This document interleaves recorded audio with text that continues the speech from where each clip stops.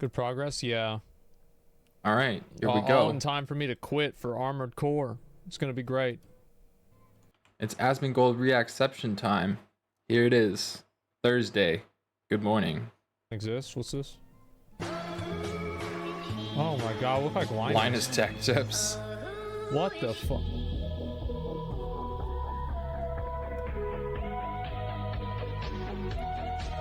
Who is that? I don't even know who that is.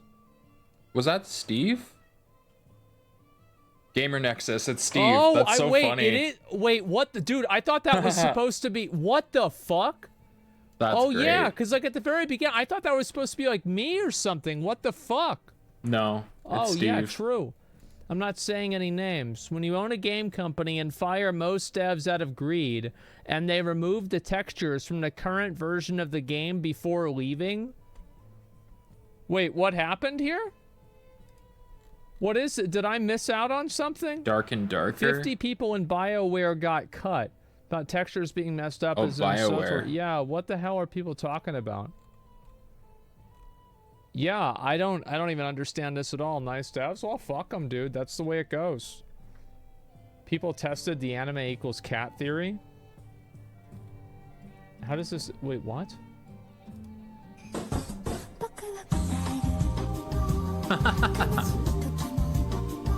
Oh my god.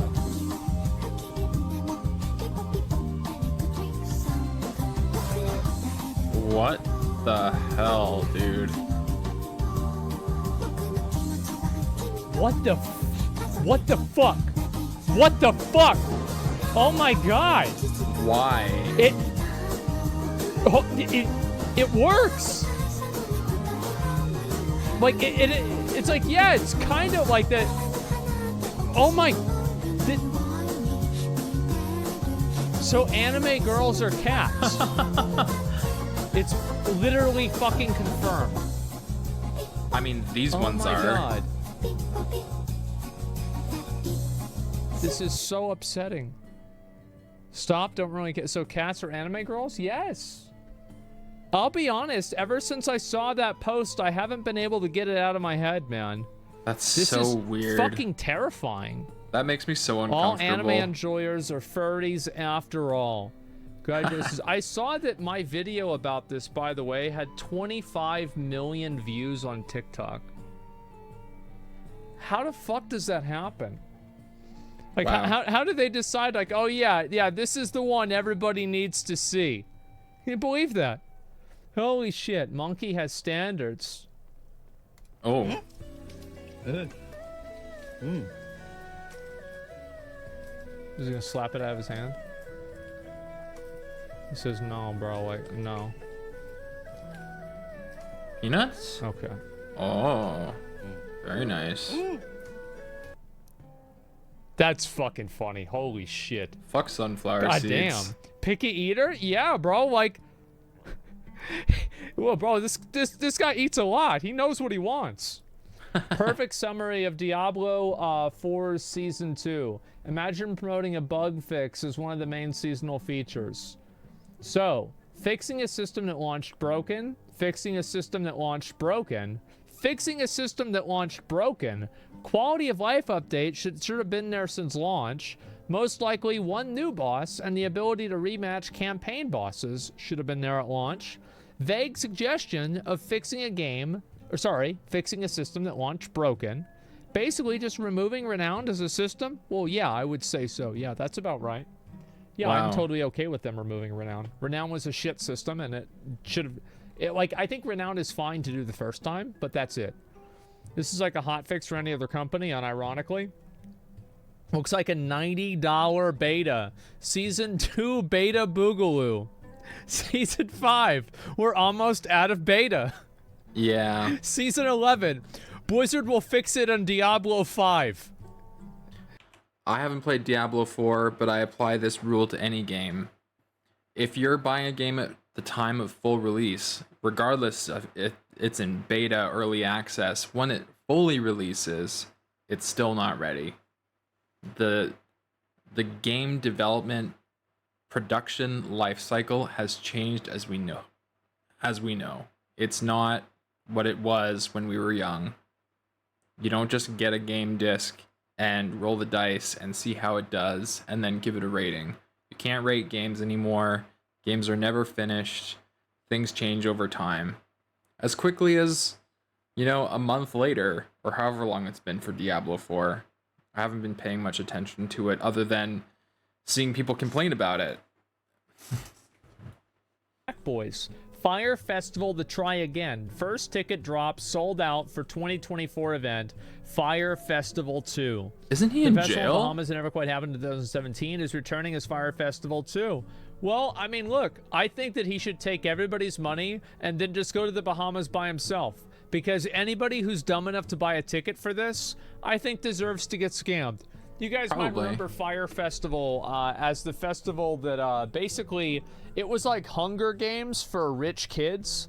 I mean, Internet Historian has a really great video about it, and needless to say, there was a lot of promises made and no follow through. All these rich people got trapped in a country and heavily dehydrated because they all only brought liquor and not water. And they got these crappy little tents instead of the luxury suites they were promised. Like, Fire Festival meals were hilarious. Yes, they were.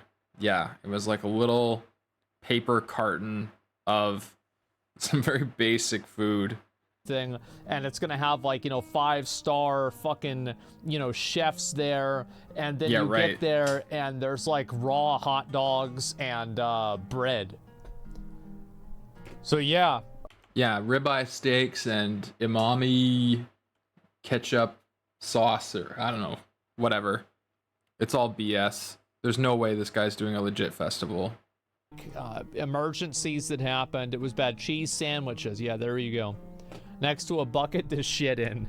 Yep. And you know what? That's what you fucking get. Average Brit whenever they see you passing by their crib. Hey, so this is my crib for the night where I'm staying. But you want to see something more magical? First, I've got to change into something more adventurous. Come on, follow me. That's better. Gonna grab him by the throat again. Is Britain Skyrim? Oh. Moved so fast. I made it. Oh god, he almost got over the edge. I don't know. I've never. That was such a great edit, because he's filming himself going for a run, and then you end up with that. Larry and our scumbag devs. It's about the state of the game before release, knowing fully that it would be impossible to release the way they described in that time. They cut massive amounts of content, intentionally chose to hide the fact before players. There was zero transparency, done entirely for profit. They've entirely failed to take any accountability for any of this post-release. Larian continues to ignore this out of fear of acknowledging will decrease sales, hence no accountability. This isn't the first time Larian has done this. That's a pattern with them. Given all the above, Larian are scumbag game developers joining the ranks of Activision Blizzard. Just another studio looking to cash out before people realize what they're up to. Yeah, this has 500 comments. I mean, look.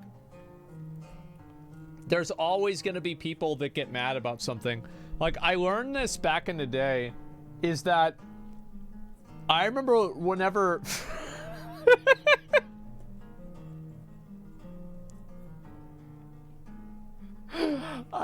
The top comments, this judgment is way off. No one likes hearing about cut content in games. It's a huge bummer, but holy shit, this guy's throwing the baby out with the bathwater. Yeah, there's so much to love about Baldur's Gate 3. Are you kidding me? Oops. I thought they were lying, or it was like this was some kind of like fucking weird joke or something like this. I had no idea that they were actually being serious. And I couldn't even believe it, right? Because, like, I was, like, I had my view of the world, right? But there's people that think completely fucking different. And it doesn't matter how much you like something, or how much everybody else likes something, there's gonna be some son of a bitch out there that fucking hates it. I don't know who oh, he got banned. Oh, fuck him. That's what he gets. Yeah. That's ridiculous. And so, yeah, you're about Flat Gang? No, I get that, right? The Flat Gang? Oh, that's the Earth. That's different. And, really, it's just, there's always going to be somebody who's pissed off about something. What are you going to do? You going to get mad about that? You going to get mad all the time? Oh my God. Like 500 comments of people probably getting mad. They're probably getting, who's getting mad about? I don't think they're even going to cancel that content. They probably just decided to set some of it aside for a release to come later, which is going to be hype. That's what I'm anticipating. Happened, it ruined my day. I would never have a good day. Ever. Yeah. Like, you just have to go to, like, fucking Twitter for 15 minutes, and you're gonna be upset. Right. What else even is there? The birth of a classic Andy? No. Oh, no. Oh, sorry, buddy.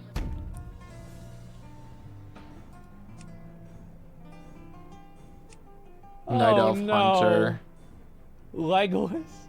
Legolas. Legolas. Jesus Christ. Oh, sorry, buddy. Did they even hit his head? Yeah. Ooh, yeah. Ooh. Ooh.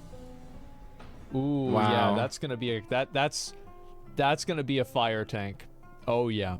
That's retail? Yeah, to be fair, this is retail. Well. Oh, see, Asmongold. Oh my fucking God. Why does it look like I shit my pants? Who drew this? What? Like, that's the It's first shading. fucking thing that it looks like I shit my pants. Who did this? This is awful. Like, all the rest of it's very cute and nice, but god fucking damn, I can't unsee this. What the fuck is wrong with you guys? Okay, so this is a new, I'll look at this in a minute. This is the game, by the way, that's gonna kill Genshin Impact. No. Smartest Among No Us VR chance. kid ever. What is 3 times 2? 6. Nice! I'm in 4th grade. Alright, you got this then. What is 4 times 15. 20. 5? Nice! What is 6 times 9? 54. Dang! What is 8 times 8? 15. 64. Times 4 equals 32. 32 plus 32, 64. Yes! Now, Go yeah! away! Yeah. Spell peanut. No! Make me spell unicorn. Spell unicorn. U-N-I... I can do it by myself. C-O-R-N. Yeah! Spell griffin. I'll be honest, I didn't even know that this was the guy. I was only looking at the bottom. I just now noticed this is the guy. G-R-I-F-F. Either it's I-N or E-N. Big I-N. Yes! How many states are there? 51. 40. 40. No. I'm Canadian. What's the capital of Oh. Canada? Oh. Ottawa. Yeah! How many continents Well, I didn't know are that there? one. My mom's trying to cheat. Oh, no In the whole cheating! world. Spell pistachio. No. No. No. Yeah. I will not spell Bro, pistachio. this kid's fed up. He says, fuck that. That was cute. Pistachio, yeah, right. No. Yeah, let's go ahead and calm down here. Random audience member was selected to showcase a mission of Armored Core 6. Dude turns out to be a veteran Armored Core player, and apparently you can punch and kick and melee in the game. Wait, what? Wait, so they randomly picked a guy to Who's play like the Armored best. Core out of the audience, and he just happened to be 小倉さんの方から、はい、 Sony 先生 Play を押してい random ただければ event と思いま audience す。 member was selected. 番号 Showcase submission. 36 Okay. 番の方。いらっしゃいませ。 Randomly? No, I could believe that. You think about it, right? What kind of Who's in this crowd that isn't a fan? a fucking showcase for Armored Core 6? Right. Probably somebody who's played Armored Core 5, 4, 3, 2, and 1, along with other games that are similar to Armored Yeah. Core as well. What the fuck do you think is gonna happen? Right. Who do you think shows up? Do you think some random guy is just gonna show up? He's like, yeah, my favorite game is Among Us. I like the red one. He's my favorite character. Yeah, exactly. This No. is like... はい、じゃあこちらの真ん中の I'd be more surprised if they were a noob at this game. まずはちょっとお名前なんてさあそれでは If you picked up Wizard Dev, you wouldn't know they were a dev. Yeah, you would know they were a dev because they wouldn't know what they were doing. Right? It'd be their first time playing the game. っていうね話からですよねだってもうあすでにですねでも攻撃 Established されてま dominance. すね。攻撃されてるところから始まるというね。またこのリフト Just instantly fucking killing them. 渡っていくと。いいですよ。火を吹いてますよ。いいですよ。 I don't know what they're saying, but I think they're kind of. Subtitles would be 安心し nice. て見てられますね。 He's played every. Yep. まだ発売してないソフトなんです Just よ like ね what I なん said. かもう何時間プレイされましたみたいな。ミサイル Simply 対空 completing a mission was こ never れ an がなくな option. ると失敗しちゃうんで。安心感があるぞなんか。なんなんかかうまいな。やったことあるかこれちょっと。 Bro, 意外と he うまいな hasn't これ even. は I don't. Has he even taken damage? No, he hasn't even taken お damage. かしいですね。 Oh, he just he finally got hit for the first 4分 time. 20秒守りきれるのか。さあ左だけ守っていてもさあ大丈夫なのかっていうねところですよ。そんなことは分かってるというぐらい。 Jesus. 待ってないですか。 Wow. でもほら They're like so 大 oppressed. きいの来てますよ。 So impressed. 迎撃して。レーザーも出てます。いやこれは結構。さすがに結構減りました。 What do you need to do here? Oh, I guess the さあ red ones like いや allow 一本目 you が to ちょっと fly もう around. 完全にロックオンされてますね。 Oh, he fucking got all the way up there. 何か Holy 攻撃 shit. がされてますけど。これは Jesus. Oh. Whipped the gun off to make himself lighter? やばいここに来てここに来てちょっとここに来てちょっと Oh, you can just Oh my smash God. the bridge? 命の He 清潔 proceeded に to fist fight an airship. やばい Wait, so he threw his big gun down so he could go all the way up there? He threw Yeah. his weapon to get airtime. いいですよ He made Holy himself shit. lighter. さあでもただ今1本目が撃破されてしまってます Oh, ね wow. 真ん中も私危ない。ノーガードでめちゃくちゃ戦えてるやつがいます。おっと Ground forces deserve some knuckles too. That's す great. ごいいい戦いしてる。 God damn. さあどうだどうだ Sugoi. お打ち上げミサイルが飛んできます。 That's so fucking cool. Holy shit. Yeah, and I do believe it probably could have just straight up been a Mission over? random guy. ミサイル打ち上 This げ shit's 成 gonna 功 be so fucking fun tomorrow. Captured the You know, but perfect we got angle this and we got some everything. 初見で防衛 That's 戦 so 見事 funny. チャレンジ成功。ありがとうございます。素晴らしいプレーを Wow. おかげさまで技術贈呈とさせていただき Here's your t-shirt. Enjoy. はい。そして皆様にはおか No There it reaction. fucking is. Holy shit. Remember this forever? Yeah. Just fucking showed up. Show him how it's done. Yeah. Joe Biden action figure? What the fuck? Comes with his very own magic set and a toy laptop. Just don't lose it or you could get in trouble. And then there's my late son, Bo, a true American hero. Bo was lost during his Iraq service, but thankfully for And America, AI not Joe before he Biden. captured Saddam Hussein. My daughter, Ashley Biden, is also included. She has her very own diary, and you can pretend she's writing all her secrets. Just don't lose it in the cushions or you could get in trouble. Next, my son's better half and daughter-in-law, Hallie Biden. Oh my God. She comes with mix and match outfits, which go with either Bo or Hunter. You'll also get a set of 6 Biden grandchildren. Who knows? There might be more. Finally, the set includes the Joe doll. You can pose me in up to 18 different sleeping positions. Joe also has realistic falling action. Oh no! This Oops, not again. speech You can is have hours of too fun playing with me in the Joe's coherent. Basement play set. So Buy you the whole know set, it's and you'll fake. also receive the White House dollhouse. This incredible house comes with its own powerful bubble of justice, so that no matter what happens, your dolls stay safe and protected. But that's not all. Act now, and for a limited time, Oh, you'll also shit. receive Dark Brandon. Powered by MAGA tears, Dark Brandon has real laser eyes and is the hero you deserve. Dark Brandon comes with detachable wings and working motorcycle. Brandon is a tantalizing blend of power, mystery, and magnetism. Oh my God. Itself. Here's your chance to truly own the libs. Buy today. Own Man the of the family lips. dog sold separately. Jesus fucking Christ. Looks like a great dog. Just what I wanted. This speech is is too coherent, so you know it's fake? Yeah, true. Yeah. In the toilet, Thank you for door reading. lock is broken. What the fuck? Let me see this. Clive voice actor is now Mario. What? It's a Mia. A Mario. It's a Mario. Because it's The new voice actor. Look who it is. Me. Mario. What the fuck are you looking at? It's a Mia, a Mario. Who am I? I'm a Mia, a Mario. A Mia is a Mia, and I am a Mario. Fuck you. A Mia. It's me, Mario. Who am I? That's I'm good. a Mia, a Mario. Yeah, that's right. Mimi is a mama, Mimi Mario. Mario? Yeah, that's me. Go on then. Fucking leave. It's me, Mario. That's fucking right. It's me fucking Mario. I'm not fucking Mario, I'm just Mario. Yeah, got him. I was hoping that he would end it with "So long, gay Bowser." Yeah, right. Fucking, So Super long, Mario gay Bowser. 64. Yeah, I was really hoping that they were gonna do that. What did 3D artists actually Missed do? Oh, I don't know about opportunity. this. Blizzard just added. What's this? Blizzard just added the shop to Classic Era. Oh boy. We all knew that was coming once we saw the WoW token.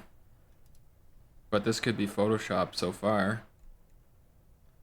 Check to verify while I go pee. Craft Classic updated. Let's see.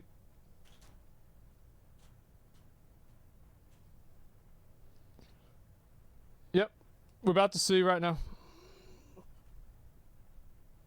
No. We're gonna try it out. We're gonna see for ourselves.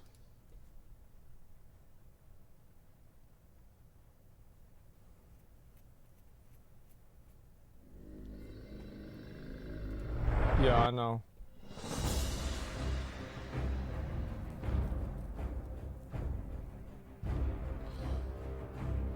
Disable add-ons, okay. Oh, I gotta sign this again. So it's basically as if you won't use the, you don't want, they like basically they don't want you to use the N-word anymore. Okay, so the shop. All right. Okay, well, let me log in. Okay, so like, I don't see this. Where's the shop? Photoshopped and debated. Like, was this in the game before? So like, there's only this.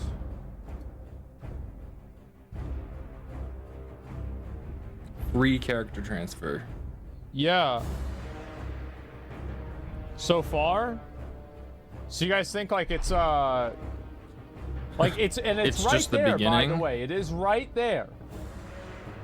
The shop icon.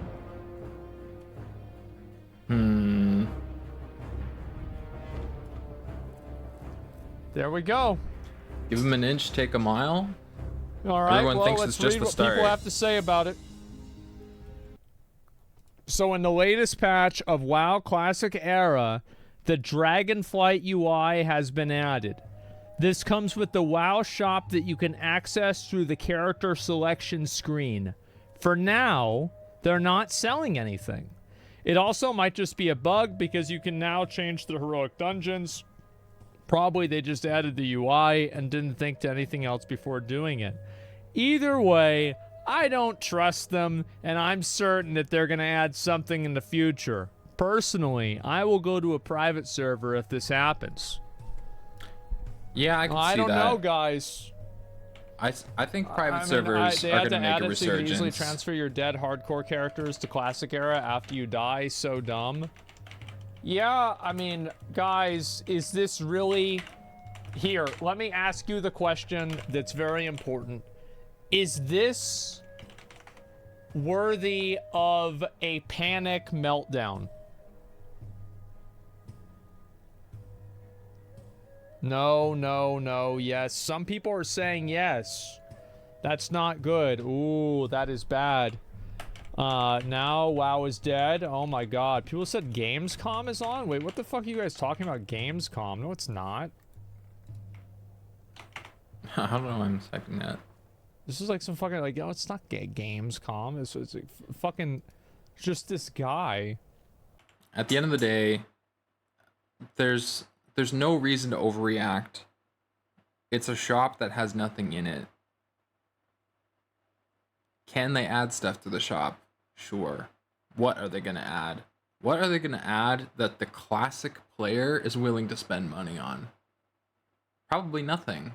I'm in Gamescom. Well, who gives a fuck? Yeah. I mean, yeah, it's fuck. I mean, yeah, that's whatever. Anyway, let's see this. Where is it? Yep, here we go. So, let's see what people are saying. They're adding shit to the shop. You know it. I know it. Everybody knows it. It is just like, I think that if you can't figure out how to run a game, you don't even need to run a game. You just need to run a server. Yeah. For a video game that you made 15 fucking years ago. Like, cause you're not like, I'm not gonna be like, oh, well, they've gotta make money to develop the game. They did develop it.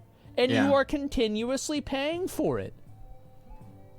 Are you fucking kidding me? Yeah, we're continuously paying a subscription fee for something that they're just never going to add more content to. So why introduce a shop? What is the means to the end here?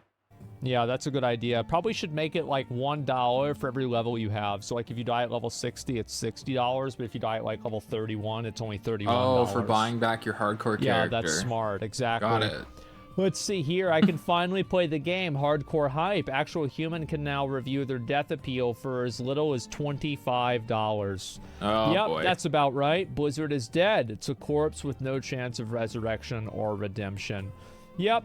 Let's see here. I think it's kind of obvious they're going to eventually add things into the classic store. Like, it's still modern Blizzard. The old one is gone. I'm going to be honest. Like, I'll be really sad if they ever add anything into the classic WoW store. Because I really like how, like, if I'm not happy with WoW, I can go back and I can go and play vanilla WoW just the way it was. And if they take that away from me, I'm going to be unhappy. Yeah. I really will be. Even though I don't play it, I like having the option. I like that it's there. Especially because I can install the classic era, like, PTR and just play it for free. if they're going to add the store into classic, like, era, they're going to need to make the game free to play. Like, are we really going to talk about that? Yeah, I want to go back and play Fable. Yeah, I need to go back and play those. Marry my sister. S-Fan, they took away my Burning Crusade. Since the start of Classic, they took away my Burning Crusade. Yeah, there's no Burning Crusade anymore. What the fuck, man? If they can't run a game that's already had success 15 to 20 years ago, what hope is there for any new genders they may dabble in? Well, yeah, I mean, you mean genres they may dabble in. Yeah, no, you're right. You basically friend-zoned Classic WoW? Well, yeah, exactly. I don't know, man. I think this is really sad. Gonna sell extra lives for hardcore nutter butters, guaranteed. I hope that they do sell extra lives for hardcore. Not because I think it'll be good for the game, but because it'll be good for my YouTube channel. Yeah, that's it. Like, do you remember whenever they added Diablo Immortal? They made Diablo Immortal? Like, that was so good for me. I'm saying to S-Fan, you made my Benediction server entirely Alliance, because it used to be balanced, and then when there came a time for Burning Crusade to come out on Classic, everyone went to Benediction, and I feel like S-Fan had a huge part in that. But man, if they go and they add in a Resurrection Scroll to Classic Hardcore, it was all Alliance way before I moved. Special. Over, don't worry. That would cause the, like, fucking Reddit to go ape dick. Fair. Like, it would have been amazing. But people, 1,000% just a scroll of resurrection. That's it. Everyone eager to shit on Blizzard, but ignores them whenever they ban 10k cheaters. I did see that. I will cover that in a few minutes. There is actually a WoW token in a hardcore. That's right, yes. The hardcore WoW token. Isn't that good? Pay for hardcore lives would be hilarious. Yeah, exactly. Like, I think it'd be fucking amazing. You know, like Your BG3. 100,000 cheaters just popped up to replace them. Yeah, exactly. Like, I don't... Like, they banned 10,000 cheaters and there's 50,000. Okay, so what do you expect, right? I mean, I don't know. It doesn't really fill me with a lot of confidence. They're just adding the $50 I'm just having a conversation with resurrection SVN now. scrolls. I think it'd be really funny if you could... Like, maybe you could farm out the scrolls in-game. Like, you could take it from... Imagine if... Instead of, like, take Flask of Petrification out of the game... And then add, instead of that, a fucking, it's like a resurrection flask. Like, you can give it to somebody who's dead, and it will bring them back to life. And it's like, basically, yeah, extra lives. Yeah, exactly. And so you do that, and then, like, you can get them in two different ways, right? You can either get them from crafting them, or you can get them from the store. Petri Flask and Shop. Yeah, exactly. Which one should that I do? Way, you know, Black Lotus prices don't go too high. It's for the players, okay? Hardcore Revive's now available. Players. One for $40 or three for They're thinking of $100. us, guys. Please. Please, Blizzard, add Revives. Please add Revives to the store. I need this so much. I need this more than anything. Please add Revives onto the store. God, that's gonna make me so fucking happy. You want to watch the world burn? Yeah, just this world. But yeah, something like that. Loot them from the player in PvP, then sellable for WoW token? Yeah, that's good.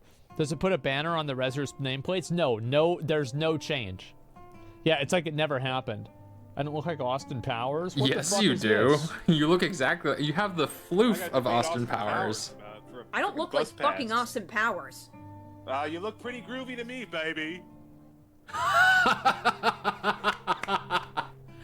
That was fantastic. Okay. Elderly penguin dies next to He's got cardboard the cutout. floof. That's I the don't Austin want to Powers watch a floof. penguin die. Why the fuck would I want to see that? Yeah, it just sounds awful. Why the fuck I don't want to watch that? That's terrible. That is terrible. He lived a good life. Fuck that. I only drink Mountain Dew and Dr. Pepper and Pepsi. I don't drink Mountain Dew, Dr. Pepper, and okay, that's good. That's good, yeah. Dew because I heard it makes your penis. Oh. What song should we sing next? What's she apologizing for? Finish your sentence? Oh, what sentence? I mean, that's obviously a voice filter. Yeah, I don't know. I've heard the same thing, by the way. Let's see this here, bro. Blizzard is really just Mr. Krabs at this point. What's this? Adopt Sunny and Flurky before they're gone. You can make a difference. And so, is this based off the color? Is this Ukraine? Yeah, it's Ukraine. Pet pack for Ukraine. Blue check Ukraine organization that vets and fast tracks urgent financial support. Okay. I mean, I don't know. Is this? I don't think like this isn't that bad. I mean, money. It's a pet for charity for a country that's like at war. Like, is this really what we're gonna get mad at Blizzard for today? Like, get the fuck out of here. Yeah, it seems fine. Yeah, I don't. Yeah, this is get the fuck out of here. The context is they FOMO charity. I think everybody FOMOs everything. Yeah. There's September and like everything. Every marketing campaign uses FOMO. Like, please stop fucking going and acting like FOMO is the worst thing. It's just, it's so stupid. Is this Argar Kakak? Is that supposed to be the Murloc? Argar. It's so fucking unreasonable. I don't even know it. Yeah, this is not that big of a deal, man. You don't use FOMO for a fucking war? Yes, you do. Tons of charity organizations do this. Are you stupid? How are you so stupid? Of course they fucking do this. Because it gets more people to give them money. Of course you do. It raises funds. Everybody wouldn't be using FOMO if it didn't work. So if you're going to say charities are more valuable, that you shouldn't use FOMO there because of some sort of like higher morality, then where's the logic behind that whenever FOMO clearly makes more money? And if you are, like, just by the nature of that complaint, you are implying that you agree with charity and you think that it's a noble cause. Otherwise, correlating it with something that would be perceived badly in your mind wouldn't be a problem to begin with. That's the thing. FOMO for a good cause. Like, why not? Well, I don't even get it. It doesn't even make sense. Use FOMO for charity why are people specifically. Calling this woke? The reason why people are calling it woke is because the Ukraine war has become a political topic that people on the right wing FOMO for charity is better than any other kind of disagree with FOMO. the U.S.'s involvement. People on the left wing generally do agree with it. That's just what happens. So every single, what you guys have to understand about America is that, so like, for example, like, let's say somebody invents a cure to cancer, okay? There will be a 50-50 split in the country about this. Okay, like half of people want to cure cancer, the other half of people don't want to put doctors out of business, and you know, there's a whole industry around it. Like we have so much infrastructure built around like making money off of cancer, and you know, like just so many jobs tied to it, right? Sure. And so like you're destroying so many jobs if you get rid of cancer. So like we don't really want to do that. And so You want to treat no, that's cancer. just the way it is here. Like people are fucking stupid, and that's all there is to it. I remember, so remember whenever, you know, we all did the charity for Ukraine? No This was cures, like last only year. treatments. I got some people that were unhappy about that. I did. They said, I can't believe you're supporting Nazis. That's right, guys. Whenever What? I donated my money to Ukraine, it all went to the 7 Nazis that live in the country. That's right. Sorry, I didn't want to tell you until a year later. That's the thing, because there are Nazis everywhere. Like, he's donating to the cause that helps the country recover. You know, man, like, that's a lot of propaganda to have that spin that Ukraine is full of Nazis. That's insane. Oh, it's literally Putin's line. Yeah, I don't know, man. Let's see here. They're wrong. Well, I don't know. I mean, I'm sure, like, how is it, like, I don't know how is it that the most insane people completely dominate the conversation of such an obvious topic? Because they're always the loud minority. The majority are silent and have better things to do with their time. Good number of them. Sure. Is this a predominant faction in the country? Probably not. But whenever you're going to raise funds for people that are displaced by a war, you're not giving the money to the Nazis. You're Right. giving it to some fucking woman who had her house destroyed. Exactly. So who gives a fuck if there's a Nazi in the country? Because it doesn't mean that every single person is like that. It's a fraction of a fucking percent. It's like getting mad at people in China over COVID, or getting mad at Russians for this war in Ukraine. Like, not every Russian wants to be a part of this war. It's a massive country. They're obviously hurt by something. There's a ton of Russian refugees here in Finland, and people who have lived in Finland for years who have nothing to do with this. Have a strong political opinion on anything unless it directly involves them. The crazy thing is, I actually have a Russian sounding last name. In terms of my family heritage, it's changed over time, but I thought about changing it to that name, but because of prejudice in Finland against Russians, I decided against changing it to that name.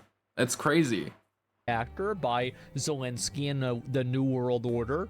Maybe there's a little bit of truth to this. Maybe there are bad things to happen to people over there. I don't know. I'm not saying that everything Ukraine does. This money won't even go to war efforts, but to relieve people that are victims of the war. Yeah, exactly. By a fucking war, it's not a bad cause to try to help them.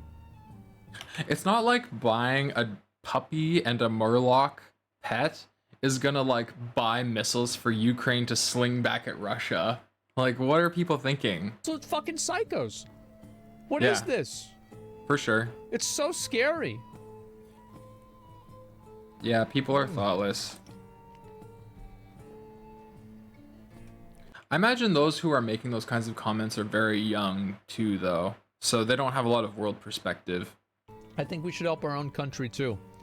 Yeah, I'm not a you know, a big advocate of but this is also, by the way, and also I think that's totally fair. This affects if you the want to world. say I don't give a fuck about the people in Ukraine, I want to help the people in my country first. There are homeless people here. I care about them because they're our citizens. I think you're totally justified in that. I think there's nothing wrong with that. You're totally fine. You're totally good for that. But if somebody else wants to help the people in Ukraine, and this isn't, you know, we're not voting on, this isn't government money. This is a fundraiser that people can choose to put money into. It's not, you know. Yeah, you're not forced. I would just restructure the language of that and say, you know, it's not that I don't care, but there are things that I have a greater investment in terms of what I care about. So, you know, there are so many problems in the world that need solutions. So not everybody can be invested in this Ukraine war. Obviously, Mila Kunis, as a Ukrainian, has an investment in wanting to help her homeland. Justified and serious, then I would support it. Help homeless alcoholics and all families got a missile in their house. I think it's a matter of like it's a matter of principle. Bro, you don't know what you're talking about? Okay. What do I not know? Get timed out. No, it's okay. No, it's okay. Yeah, let's find out what I don't know. Here oh we boy. Go. Pull him up. Yep, People are saying, pulling him up. What do I not know? Let's see. You're going. It's time to be educated, gentlemen. Maybe it's even time to be re-educated. Let's find out. On timeout? No, he's not timed out anymore. Go ahead.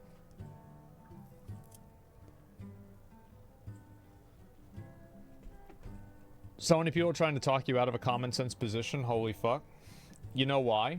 It's because they lack common sense. Are radicalized by the internet to have a distorted view on the world. And they are stupid. And so it was easier for that to happen. Still here? That's how it happens. Like, it's pretty simple, actually.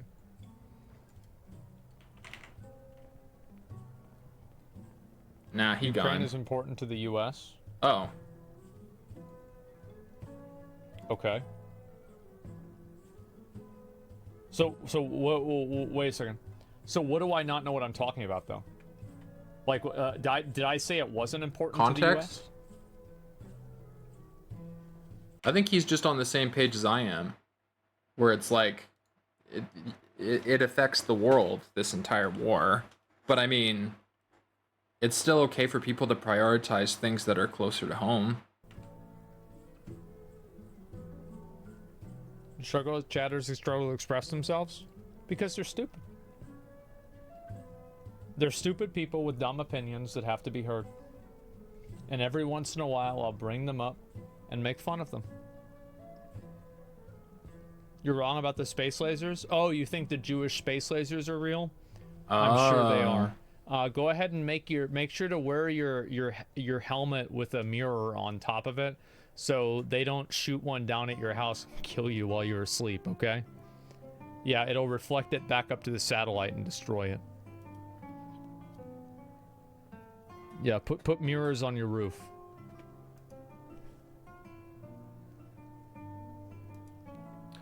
Is that it? Okay. Uh-oh.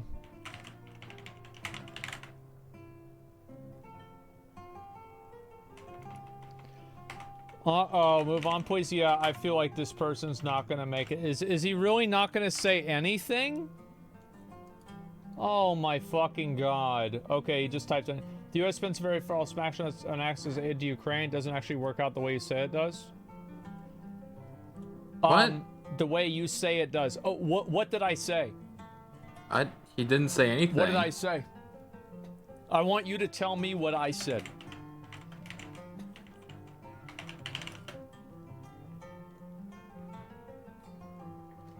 No. I want to know what I said, because apparently I don't remember this, and I would like for this person to remind me.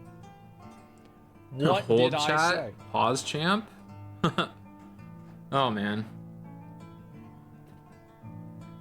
This is one of those people who manifests how someone feels through irrational thinking when they get emotional.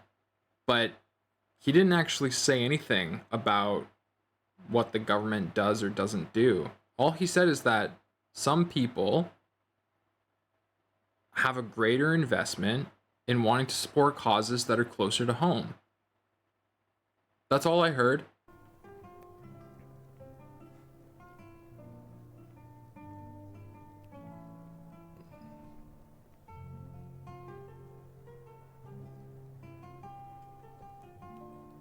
Oh my god. We're wasting so much fucking time on this. Can you please just wrap this up, man? Like, we gotta go. We gotta move on. Come on, please. Let's wrap this up.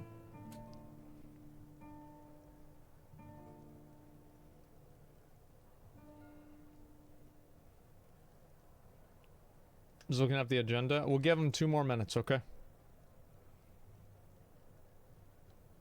Oh boy. Something chat GPT. I'm sure that's gonna help.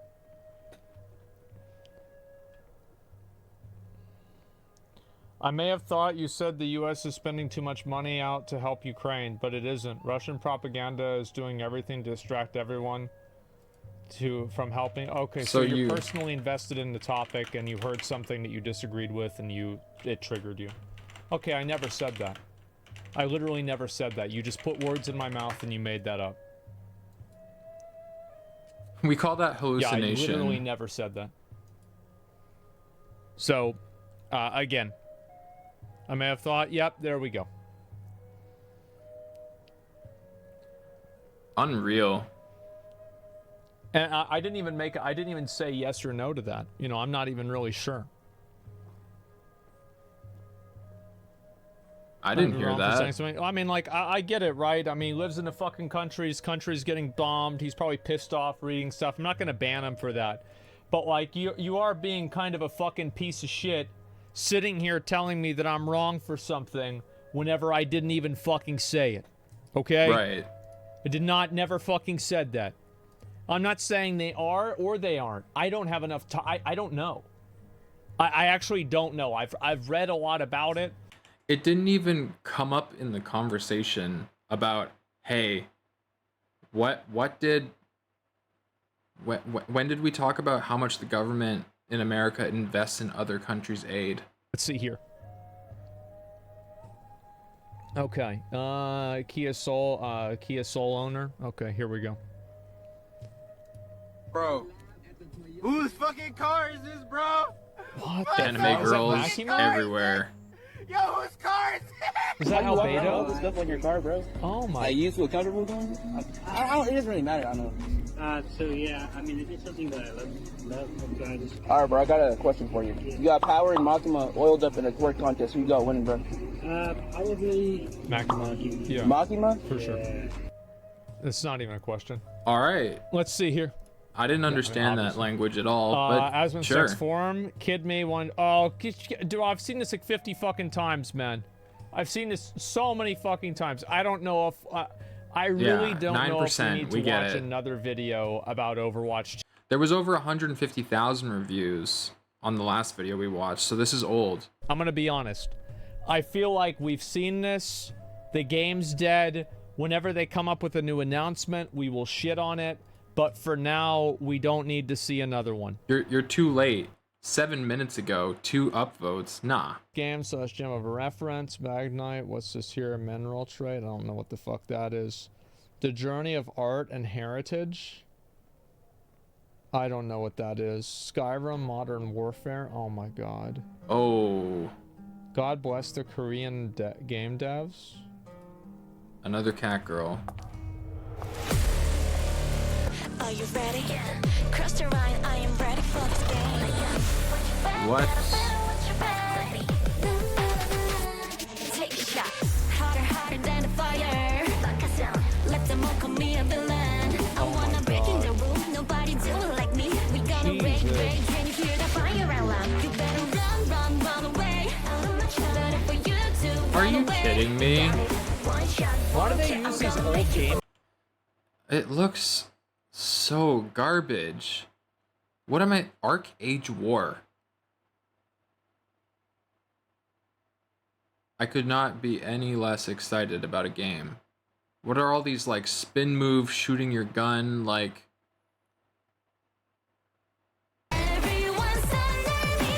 Really, dude?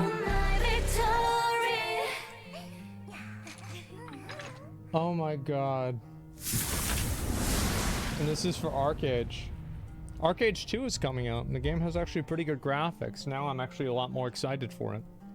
Let's see here. I saw this. Looks dumb. Would you like to revise your initial review? No. Okay.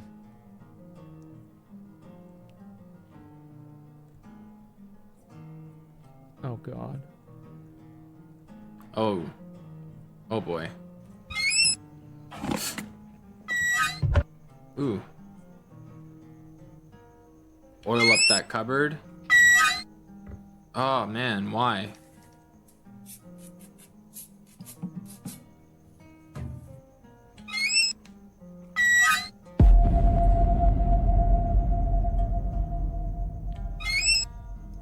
Just stop using that drawer. No, that it's cabinet. him. Just stop using it.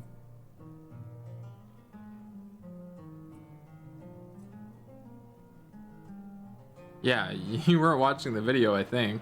That's okay. Wait, it's his elbow?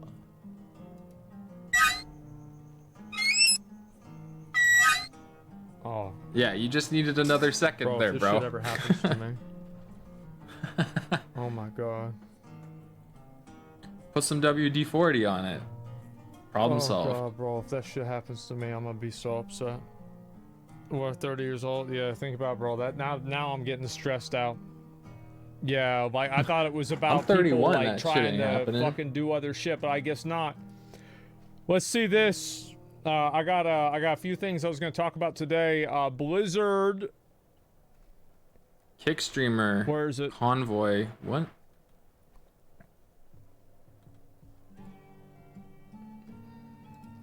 Blizzard has banned over 100,000 accounts. The issue of botting and cheating still rampant in Wrath of the Lich King Classic. Arena. Botting in Arena? Let's go ahead and watch this gameplay here. Pala in a sec. I guess Pala will win. Yeah. Yeah, but look, he's scripting. He's scripting. I can't.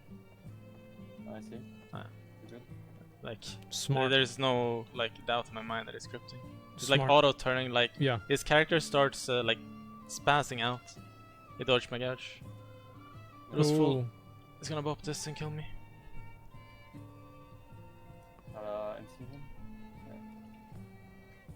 Can gouge Pala in a sec. I guess Pala will win.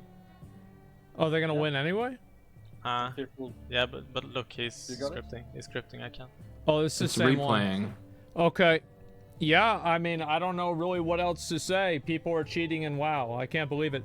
Snuts revealed on his stream that he was able to confirm with someone within Blizzard that Choco Papa has been banned for cheating. Oh. I just had someone was looking into it, Crit, that is close with Blizzard or works at Blizzard, to see if what the cause of the ban was, and they just told me that it was for cheats. So. Ooh. Okay. A lot of people got banned today in WoW for botting and scripting rotation bots and stuff. Like 10,000 plus people. I heard a lot of jokes that like some mythic guilds are man, Choco Papa. They're gonna be taking a break until next year. They decided this week. Someone was looking into today it, actually that they're gonna be taking a break until next week. And How so interesting. yeah, needing scripts to play Wrath of the Lich King. I mean, hey, if it works, it works. We're gonna be taking a break while we reevaluate what cheats we can use without being caught. 10,000 people, which only means that there are only 3 million cheaters left now. Or sorry, 2,990,000 cheaters left. If you ain't cheating, you ain't trying. That's right. That's yep. right. I was gonna Everybody say, if you ain't be cheating, you ain't trying. Blizzard says 100,000 people are banned every 2 weeks. I don't believe them. Well, what I do know is that the most blatant examples of cheating are not really addressed. You know, like people fly hacking, shit like that. So like until I see that stuff getting removed a lot faster, well, I'm not really gonna take it that seriously. Just like view betting. Oh yeah, I saw this. This is a continual thing. Streamers, you know for a fact that streamer embeds or that a streamer embeds and is fluffing their numbers. Call them the fuck out. They're a disease. It's view botting. It's cheating. It's hurting our industry. So yes, I didn't even see view botting. The people that do it, I get it, guys. I get it. You want to cheat because it'll make you more money. I get it. I understand. But it is. What if it is cheating? Your own website. It is. It's cheating. So yeah, he tagged them. Well, these are the individuals that cheat. That's right. I want to know his opinion. What if it's your own website? There it is. I mean, what the fuck? What if it's your own website? What if you program the ViewBot yourself? I wouldn't do that.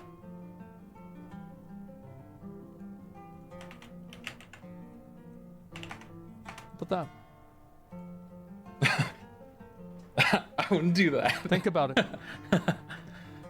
I wouldn't do that. No, of course not. Of course not. Yeah, listen, guys. It's obviously scummy, right? I mean, I don't know really what else to say. Like, it's obviously scummy. Like, Twitch doesn't do anything about it. They should.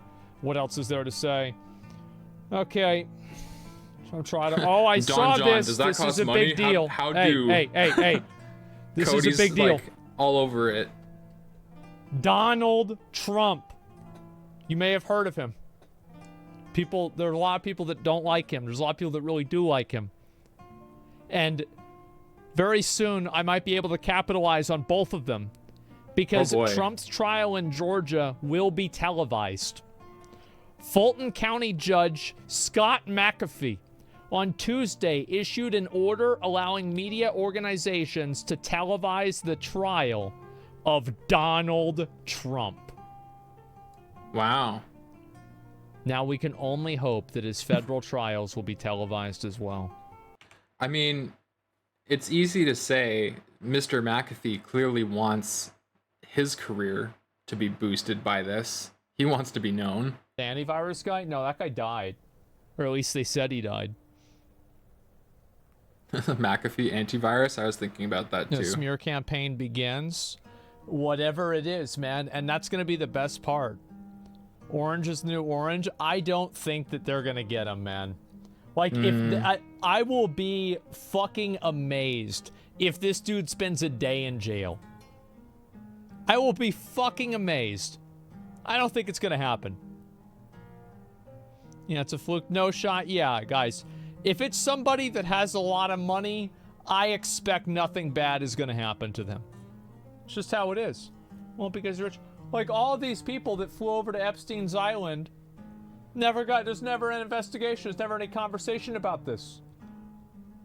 I found this to be a little bit unsettling. Why did Bill Gates go there so many times? Why did Elon Musk go there? Why did Bobby Cockdick go there?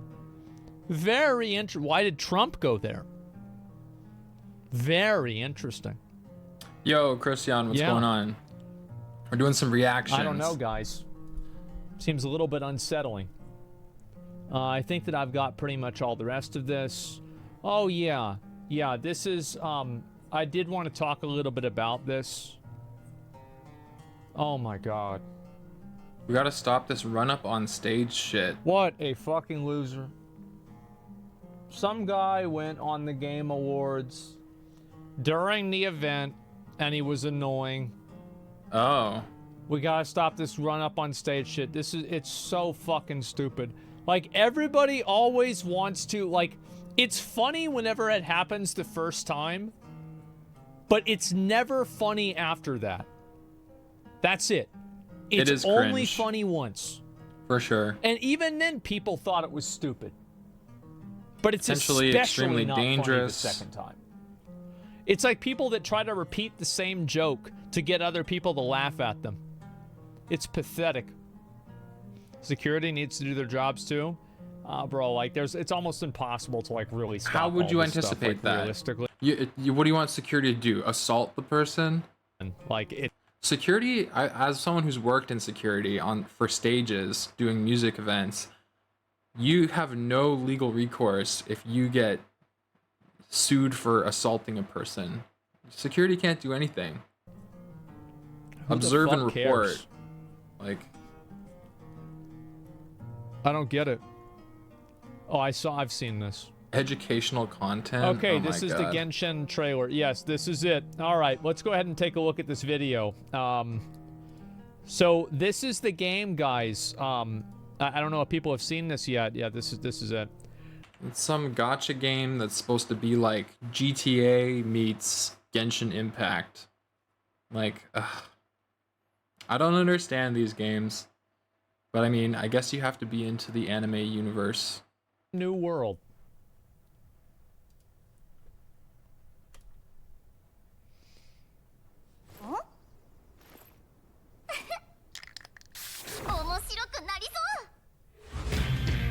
You know what's funny is I was thinking about Jet Set Radio Future, which was like an old game that was kind of anime style, and you could go around spray painting and like rollerblading. This is kind of like that. Oh, it's like Spider-Man. Wait, is this just Spider-Man with anime girls? Because I played this back on PlayStation 1. It was great. What the heck? They took Spider-Man mechanics and put anime characters. This is really good. I'm gonna be honest, guys. This is fucking insane. Can you run people over? Run somebody over. Okay, let's see. So we have... Why would you even drive if you could be Spider-Man? Do you have to unlock being Spider-Man? Pretty decent. Yeah. Like, maybe they could use a little bit... Like, I feel like they've got to get, like, different color hair, right? Got to make them a little bit more flashy. But I think that the character design... Okay, a little bit more sexualized. We have, turn like, up the booba slider. Spectrum, all right? And let me see if I can do this. Oh my gosh. Anime, NFT incoming. Waifu, game, anime quality, spectrum.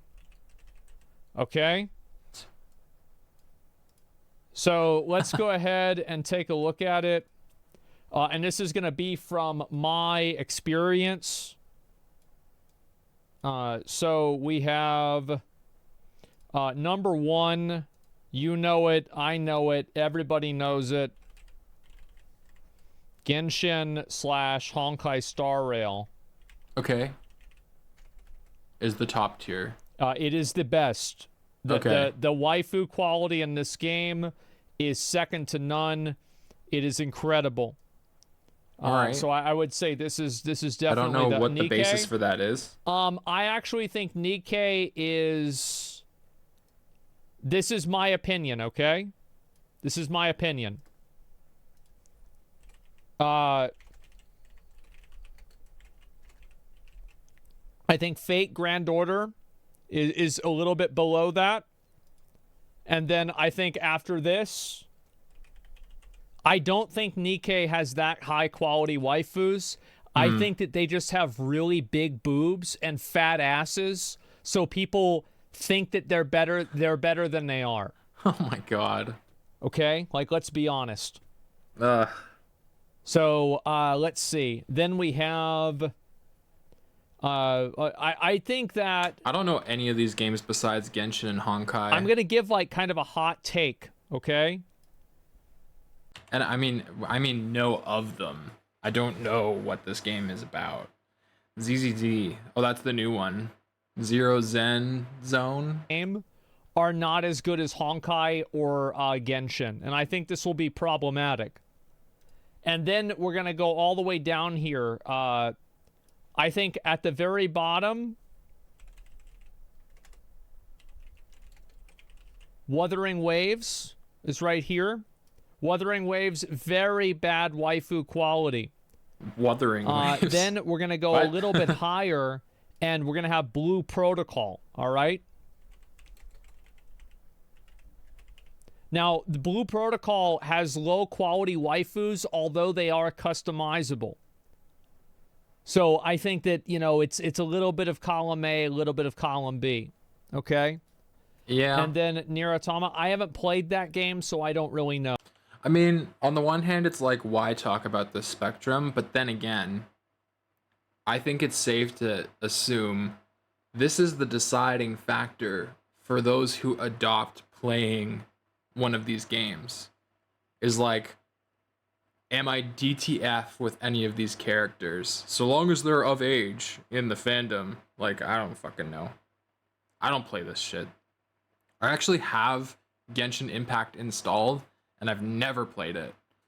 I don't even know why I have it installed. It's just one of the most popular gacha game, and I was like, maybe I'll just, for my own research, have some familiarity with how this game works. And I just couldn't care. I couldn't be arsed. I don't think Code Vein waifu quality is very high. They're just like, again, a lot of them, they just give the waifus big boobs and that's it. You ain't missing like, much. There's Yeah, no I don't think I am either. quality of waifus. It's just this character has like ridiculous proportions and they're really hot. Sure. It's thirst bait. Yeah, exactly. Thirst bait. So let's see. We've got two more. We've got Lost Ark. I think Lost Ark is probably about even with Tower of Fantasy. You know what's funny is like you unlock these people who I guess you have in like your party or whatever, right? And there's like an emotional attachment where people are almost like simping for these waifu characters and they're spending money on the Gamba thing to try and unlock better stuff for their waifu. Like as if they're paying tribute to the character that they admire. I think that's the psychology behind it. And I just can't relate. That's wild to me. The only like waifu material for people like me are Shadowheart, Karlach, Lae'zel. Obviously, probably, you know, they're probably making those aren't like, waifus it's like though, because it's not anime. Opening. And I think actually Chainsaw Man took that from somebody else. Ariel from Starforge was telling me about that. I had no idea that like it was from a bunch of other movies. But anyway, although having Minthara as a party member, I'm like, what up, Minthara? It is right about here. I think it's about right about here. And maybe, actually, I'm not confident about that. I'm going to put it here. That made a difference. From what I've seen so far. And I want you guys to understand that this is not something that is based off of like just the hotness of the characters. It's about how unique their personalities are. It's about how interesting. What personalities do you have based on this trailer? There's no personalities demonstrated thus far. It's just the pink girl going with her little cat face, her little measurements, sideways or number anything 3 like that. There are a lot of factors here, and I'm taking into account every single one of them. Oh my god. Okay. Do we agree with this? So scientific. And by the way, I want to make this extremely fucking clear. This is a make it or break it for an anime game. If it does not have if you think of Chainsaw Man, who do you think of?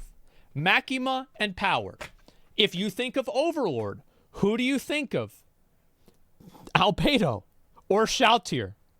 If you think of let's see. He's speaking French now. Je ne comprends pas. People would recognize Albedo. I would. And Ulnara. Let's see. Where's another one? Shit. I'm trying to... Overwatch. What is the most well-known character from Overwatch? Mercy, Tracer. Widow, Tracer, Especially Diva. on other websites besides the Blizzard website. Probably, yeah, Widowmaker and Diva. Oh, is Diva? Yeah, Diva is ahead of her now. I forgot about that. Exactly. Okay, let me think about... Is there another anime that I think this is a great example for? So funny. What do you guys, Sword Art Online? Yeah. But, like, I feel like a lot of people know Kirito. Like, yeah, I don't know. It's probably about 50-50. Mikasa? Yeah, exactly. Mikasa. That's another great example. Yes, Attack on Titan. Everybody knows Mikasa and Levi. That's it. Levi pretty much looks like a fucking girl. Yeah, it's very, very common, okay? That's the point that I'm making. All I'm really trying to say, I think he does. I think he looks like a girl. He's a badass, but he does look like a girl. Anyway. Yeah. Doesn't? Yeah, whatever. This is what I think. I think the anime waifu quality for these types of games Rick and has Morty. to be S tier. It has to be. Now, where is it like not good enough? I would say right here.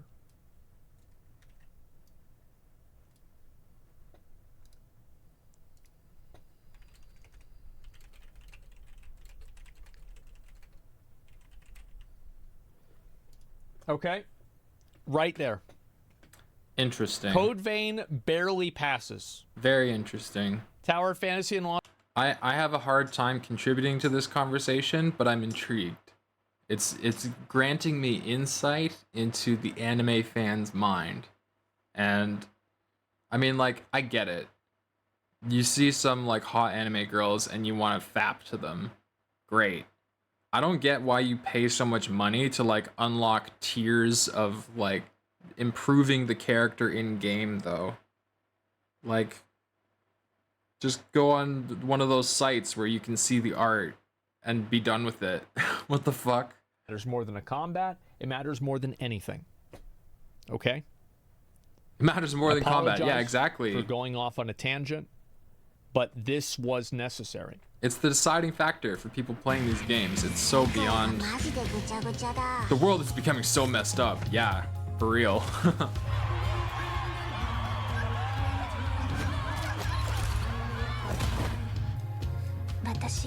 This is good. This is very good. What? Uh-oh. Oh, bring down meteors to make wishes easier to come true? Oh, great. What? Yeah, this is actually pretty good. What the fuck is this? Oh my god.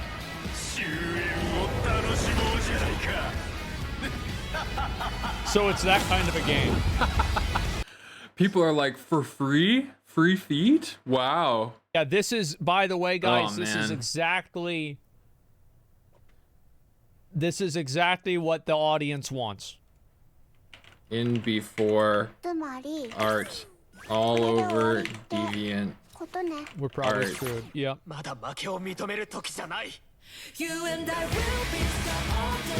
Yep. That's good. Oh my god. What is this game? I'm gonna be honest, I think this is really good. Wow.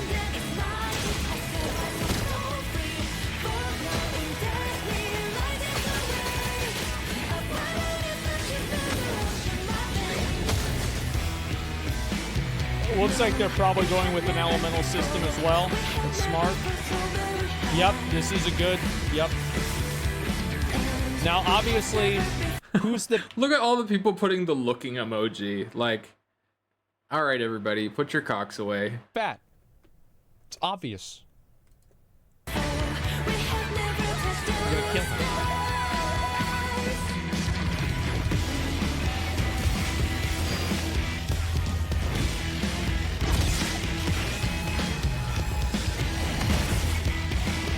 What am I watching?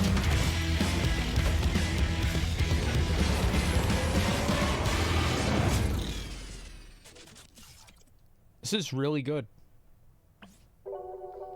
I'm gonna be honest, I think this is really, really, really good. Yeah.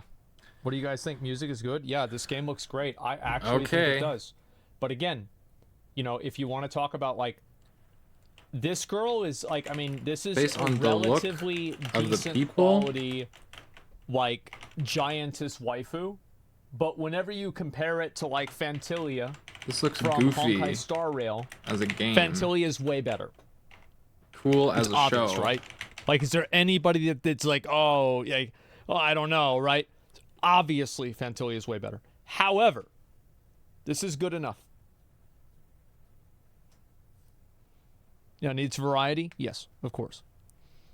People are saying Spider-Man. Never played about, heard about grapple hooks. Well, I mean, I get that, but I'm just saying in general, the powers look so fun. Yeah, I mean, again, I remember whenever I made the first, the first video about this game, I was like, oh, is this game gonna kill Genshin? Because, like, I just thought it'd be funny to make people mad. I think this is quite good. Well, let's look at the actual individual. Right. So this is like, what is she using? A super soaker that shoots what? Lava? Bubble beam. Okay, shooting fatty. Okay, and then you have the girl here who can be on, like, this weird motorcycle. And then this is some kind of, like, I don't know what the fuck this is. She drinks energy drinks. And it powers her up. And this guy can use, like, I guess gravity powers. That's pretty cool. It's got, like, telekinesis. And then this is like, and like, you look at the different colors, right? It's kind of obvious.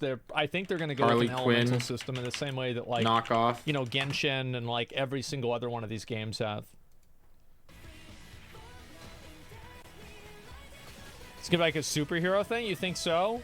I don't know. I looked at the fire stuff and I saw, like, fire and, like, it all had very distinctive colors. So I thought that that's what it was gonna be. But we'll see.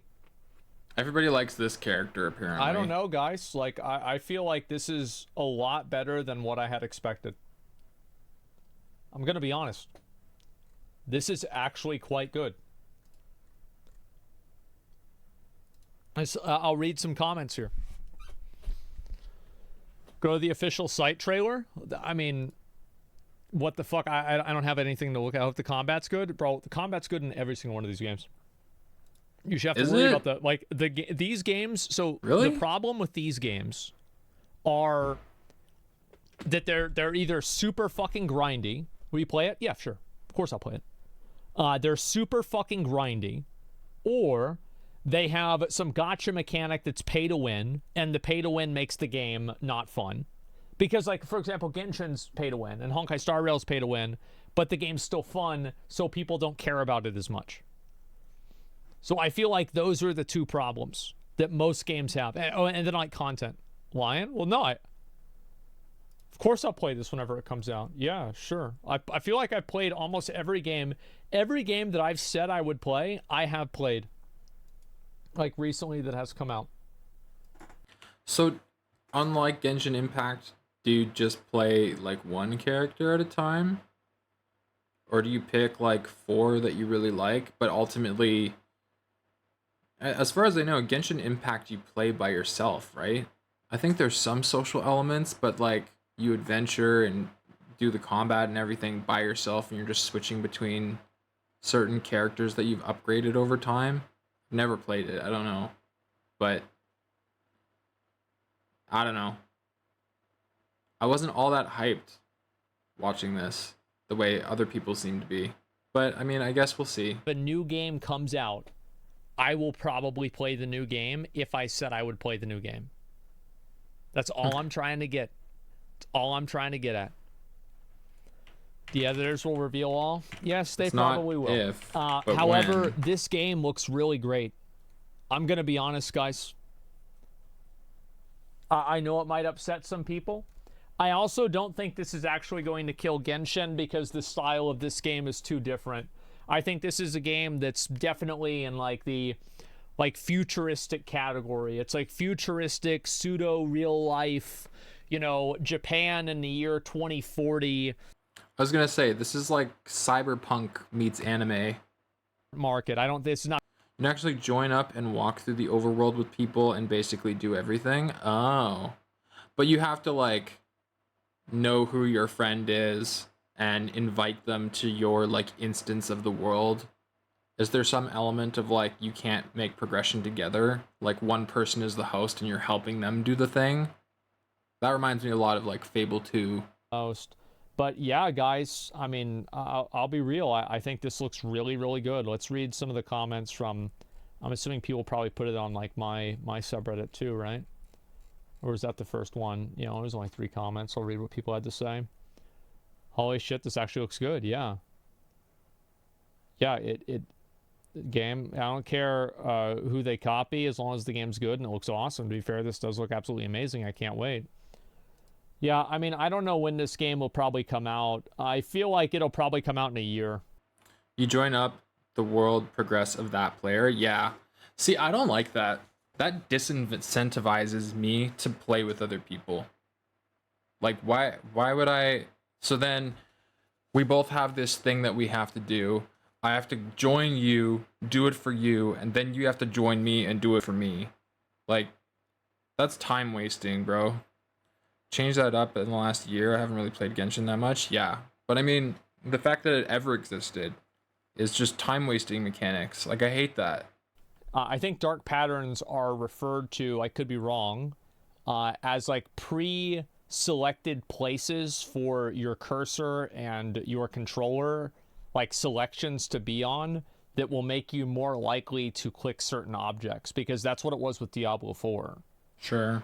Like, maybe it's something else, but like, I don't think that's... Yeah, I dark pattern is UI. Yeah, I'm pretty sure it is. Like, complete misuse of the word. Yeah. New Black Myth Wukong extended gameplay. I think I've seen a lot of that. Anyway, so game looks incredible. Game looks amazing. I can't wait to play it. That's about it. Let's see here. I'll go ahead and look at a few more of these. I guess we'll watch the I guess we'll watch the, yeah, let's watch the Phil Spencer interview. Phil Spencer. What do you think, man? Tell me. Phil Spencer talks Starfield, Baldur's Gate, and more. Here we go. Let's see it. Being in charge of an entire video game ecosystem is a busy job, but our next guest took time from his busy schedule to pay us a visit. Joining us here on Gamescom Studio, the head of Xbox himself, Phil Spencer. Hey, how's it going? Going well. It's good to have you here on the set to talk about Xbox. It's awesome to be here at Gamescom.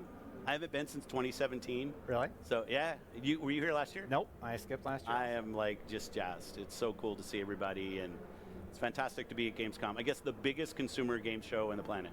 It's huge. Is it? Yeah. Holy shit. You know what else was cool to see? That What? Starfield presentation that you and Todd introed a little bit ago. It's all Todd. Yeah. I was there to intro Todd. Yeah. That's my job. You were the setup guy. I carry his bag and I intro him.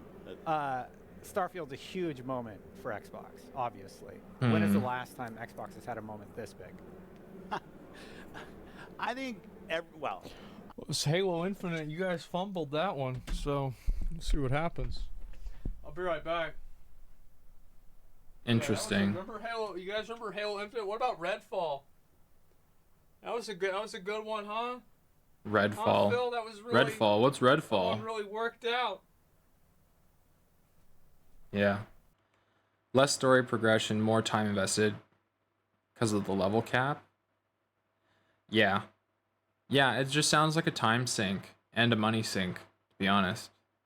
So that's why I've just sort of steered clear, because I don't have the money to spend, so it would just be a super long grind, and I have better things to do with my time. I am curious to see what he says regarding Xbox titles, but it'll be cool to get his perspective on some of the competitors, especially Baldur's Gate 3. I'm just curious what he's going to say, if anything, regarding the acquisition of Activision Blizzard. Like, I get that he's not the head honcho for that, but it does affect him. It would be really cool to see, you know, certain games making their way to the Game Pass. That would be nice. World of Warcraft goes free to play, question mark?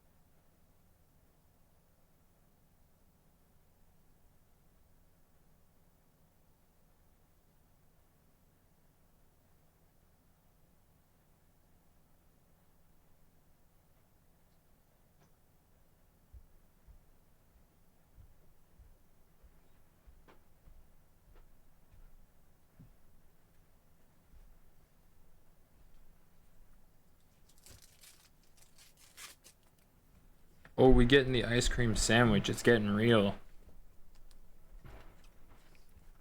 I think there's like a dead rat or dead animal in my house. Oh I can god. kind of smell it.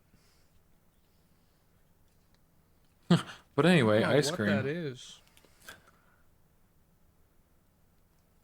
Mm.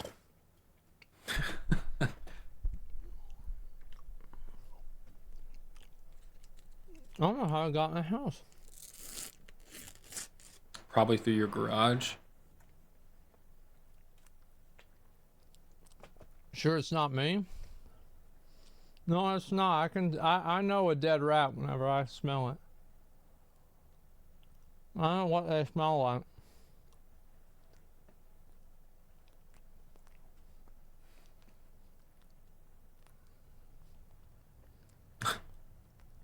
Some of these responses.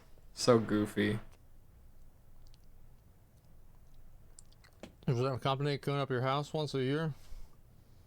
I probably should get some shit cleaned up. I gotta throw away so much shit in this fucking house. Like, all my mom's, like, her tax forms from 1983. Can we throw these away? No, no, no! Somebody might get them and steal my fucking identity. It's like, oh my god. Like, I already threw away a lot of that shit. But I'm gonna be honest, I throw away as much stuff as I can.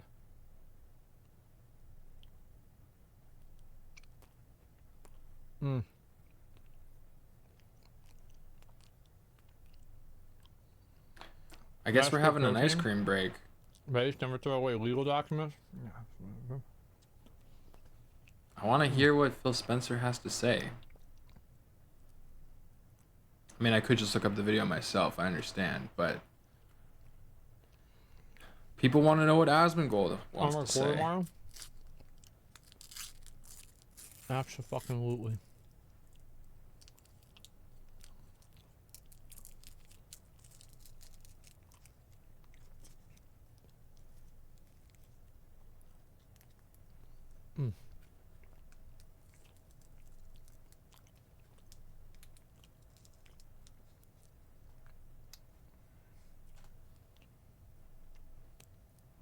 Why do Americans eat like you have free healthcare? Just one ice cream sandwich. Yeah, like, what are you talking about?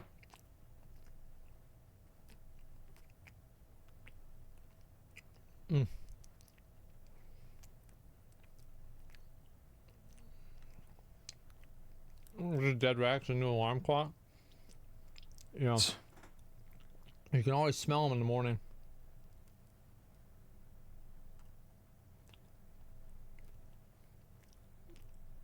On only a few days. Because usually I'll get a little bit of allergies if there's a dead animal in the house. Or like I'll sneeze a little bit more.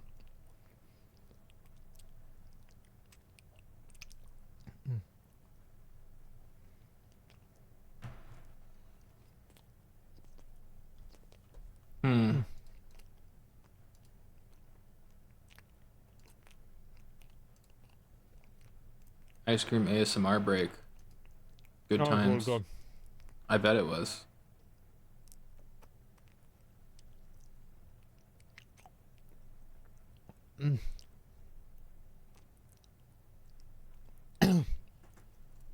How come Twitch bans people for sexual content, but there's still big streamers in underwear streaming with a pop-up box that shows up saying may contain sexual content? Why is it okay sometimes?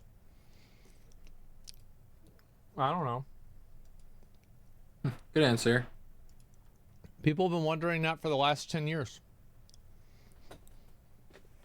Here we go. Starfield's a huge moment for Xbox, obviously. When is the last time Xbox has had a moment this big? I think He's probably thinking of Redfall. Well, I think every month, every time we're doing something that changes, hopefully enhances a customer's experience on Xbox is important. Sure. You think about big new IP that has launched on the platform. I might go back to like Gears 1. I don't know, like a game that is brand new IP. It's Todd's first game in the BGS team as part of Xbox launching on the platform. It's a big moment, and I'm proud Gears that 1 we were was a able to give big them deal. time, and really happy with the results. You have a build, but you're not playing because you're working. I don't know what I'm allowed to say about it, so I don't want to break embargo. Have you booted or anything. I have turned it on. That's an embargo break. Like, oh no! Well, I'm blacklisted now. Oh well, sorry, Todd. Baldur's Gate 3 is the talk of the town right now. Great game. You know, this RPG comes along, kind of takes the internet by storm. Do you think it's set expectations for Starfield, or did it steal a little bit of the thunder? I don't think it has anything to do with Starfield. I think every game has something to do with every other game. Sure. I think that really, because people are choosing to play a certain game, like there are like these, like for example, there are like FIFA, right? And like some of these sports games that people that aren't gamers play, like Wii Fit, like yeah, maybe those are kind of outside of the space, but like every game is kind of competing with every game for your attention. Yeah, you only have so much time to give, and it's always a cost-benefit analysis. Baldur's Gate 3. Sure. I think people will judge a lot of games off of Baldur's Gate 3 from now on. It'll be a benchmark. Great games Absolutely. coming out. It's a good thing for the industry. First, it is. Congrats to Larian and the team. I think it's like a 97 rated game or something. As somebody who finished the original Baldur's Gate and Baldur's Gate 2 and what was the expansion for Baldur's Gate 1? Forgotten Shores or something. Like I'm a huge Baldur's Gate fan, cool. and to see a team spend the time to make, I think, a true next iteration of a classic gaming franchise is always just great for the industry. Speaking of next iterations, you know, Skyrim came out, 12 years ago? Just did the anniversary edition, and it's been supported by an amazing modding community. Yeah. Has the same thought been put towards Starfield and supporting This it is a great question. I'm really glad he asked this. To the future? Absolutely, and I don't want to disclose what the team has been thinking about, but obviously when you're BGS and you've seen the legs and the support that Skyrim gets even today, right? When you look at what the modders have done, it went into the thinking about what Starfield should be, and like proof will be out in terms of how people receive the game. But our hope is that it is another game that's around a decade plus longer, later after it launches, and people are still enjoying it. I think the last time you were in the hot seat, was Is this the override. hot seat? I'm really curious to know what's going to happen with Starfield because I think it's just such a mixed bag. Like I really don't know what to expect. I don't either. Like, as I said, it's like at the beginning, I was very underwhelmed. And then they did that second, like a 1 hour presentation about Starfield. And then I was like, maybe this is actually pretty good. And I rethought the way I looked at the game. And now, like, I don't know what's going to happen. Like, I'll play Starfield. I do plan on playing Starfield. But I don't know really. I don't know if I'll. I think people are also mixing up Starfield with Star Citizen. I've heard lots of Star Citizen hype, but Nana, I've seen a lot of like Star Citizen being in production for like ages. IGN. But you were at our friends Kind of Funny and doing the XCast around the launch of Redfall. Yeah. Which, you know, was obviously problematic at launch. Have any internal processes or procedures been changed to make sure that sort of reaction or issue doesn't arise again? Well, we're always learning in everything we do, no doubt about that. I would say that, and I've shared some of this, but with Redfall, it was more of us not using our internal processes that were in place already, just because of when integration happened. I'm not using COVID as an excuse, but you know, we did close the ZeniMax acquisition, and then everybody got sent home, and it was just not as easy as maybe some of the earlier companies, studios that we'd acquired in terms of integrating in our process. I mean, I think the reality is they just need to have, like, I feel like Xbox is in a position where, like, why would somebody buy an Xbox? Why would somebody be like Game Pass as like a massive like service? I think is the incredible. Like, it's fucking amazing. Yeah. It's the reason to get an Xbox. I don't know if Xbox has as many like blockbuster big games as PlayStation does.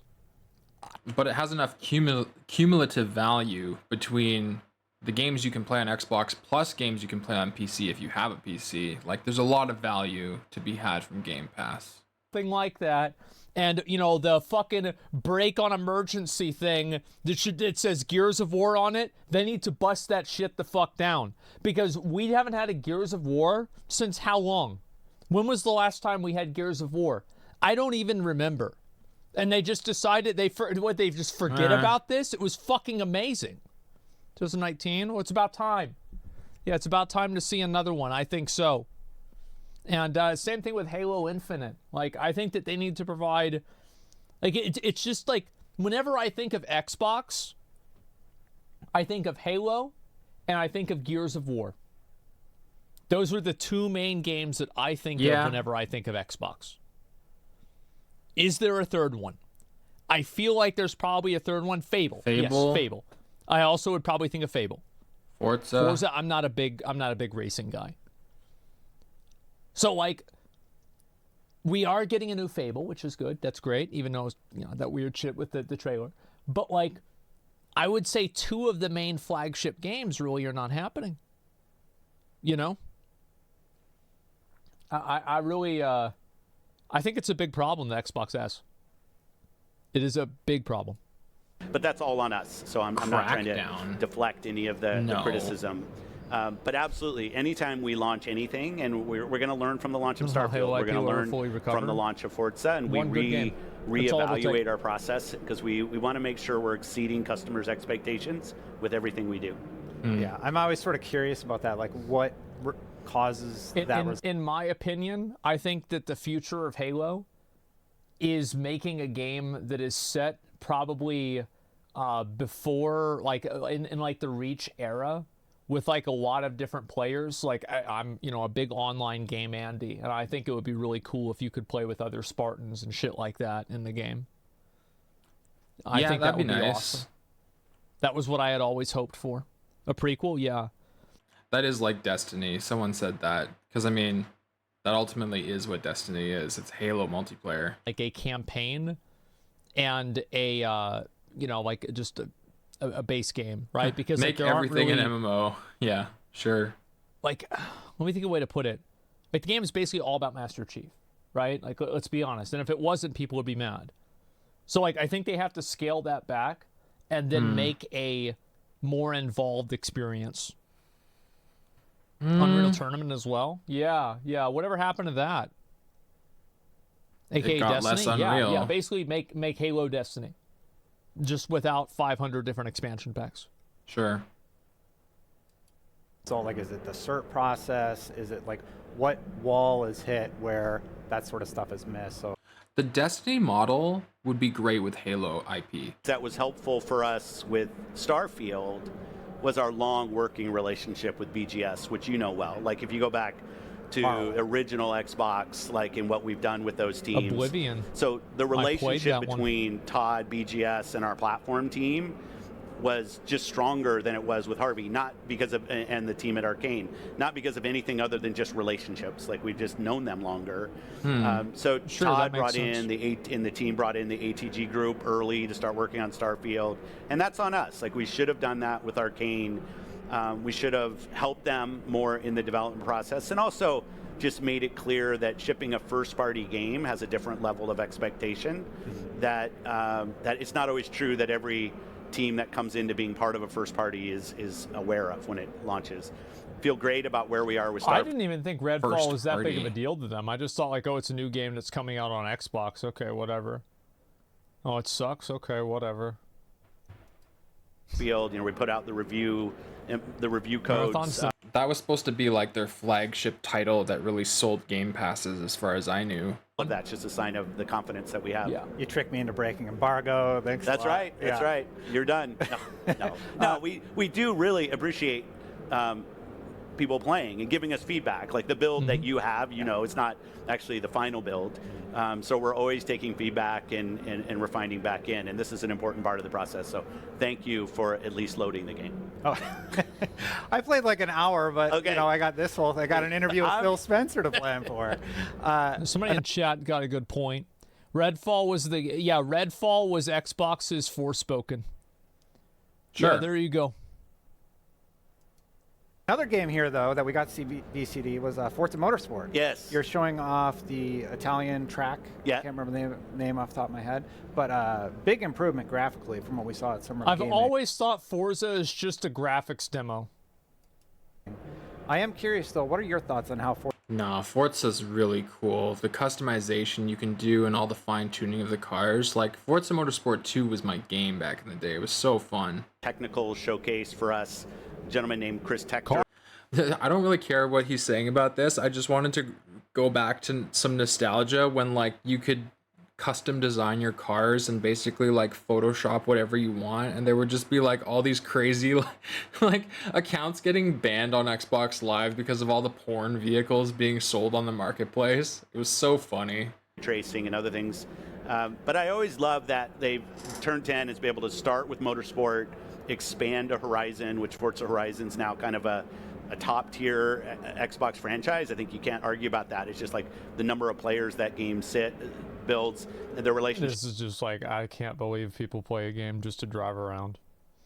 Like, I'm sorry, I'm not the target audience. With Playground and what they're doing with Fable. I mean, it's just been awesome to see how I don't Turn get it. 10, a studio that was literally just kind of I don't get it. homegrown within Xbox, has turned into such a force for us. Got any teases for Fable, seeing you brought it up? I'll let the team. I was actually on Project Ego, the first Fable that we launched, which I find some humor in. The code name was Project Ego with all the personalities involved. But it's nice to see the team kind of embracing what was Fable, the humor, the kind of choice and consequence and everything. So really looking forward to showing more. Project Ego. I really enjoyed that. I hope Fable is good. I mean, like, I'll definitely play Fable whenever it comes out. I will too. Fable's I'm gonna great. Be real. Like, I will. Like, I can't played see the them original effing it up. Fable. I never played any. I played the expansion to Fable before Jason stole it from me. But after that, I never played Fable 2. I never played. I think it was Fable 3 came out too. I never played any of them. The trailer you showed also Thanks. during the last reveal. But going back to Forza, you actually dropped the number.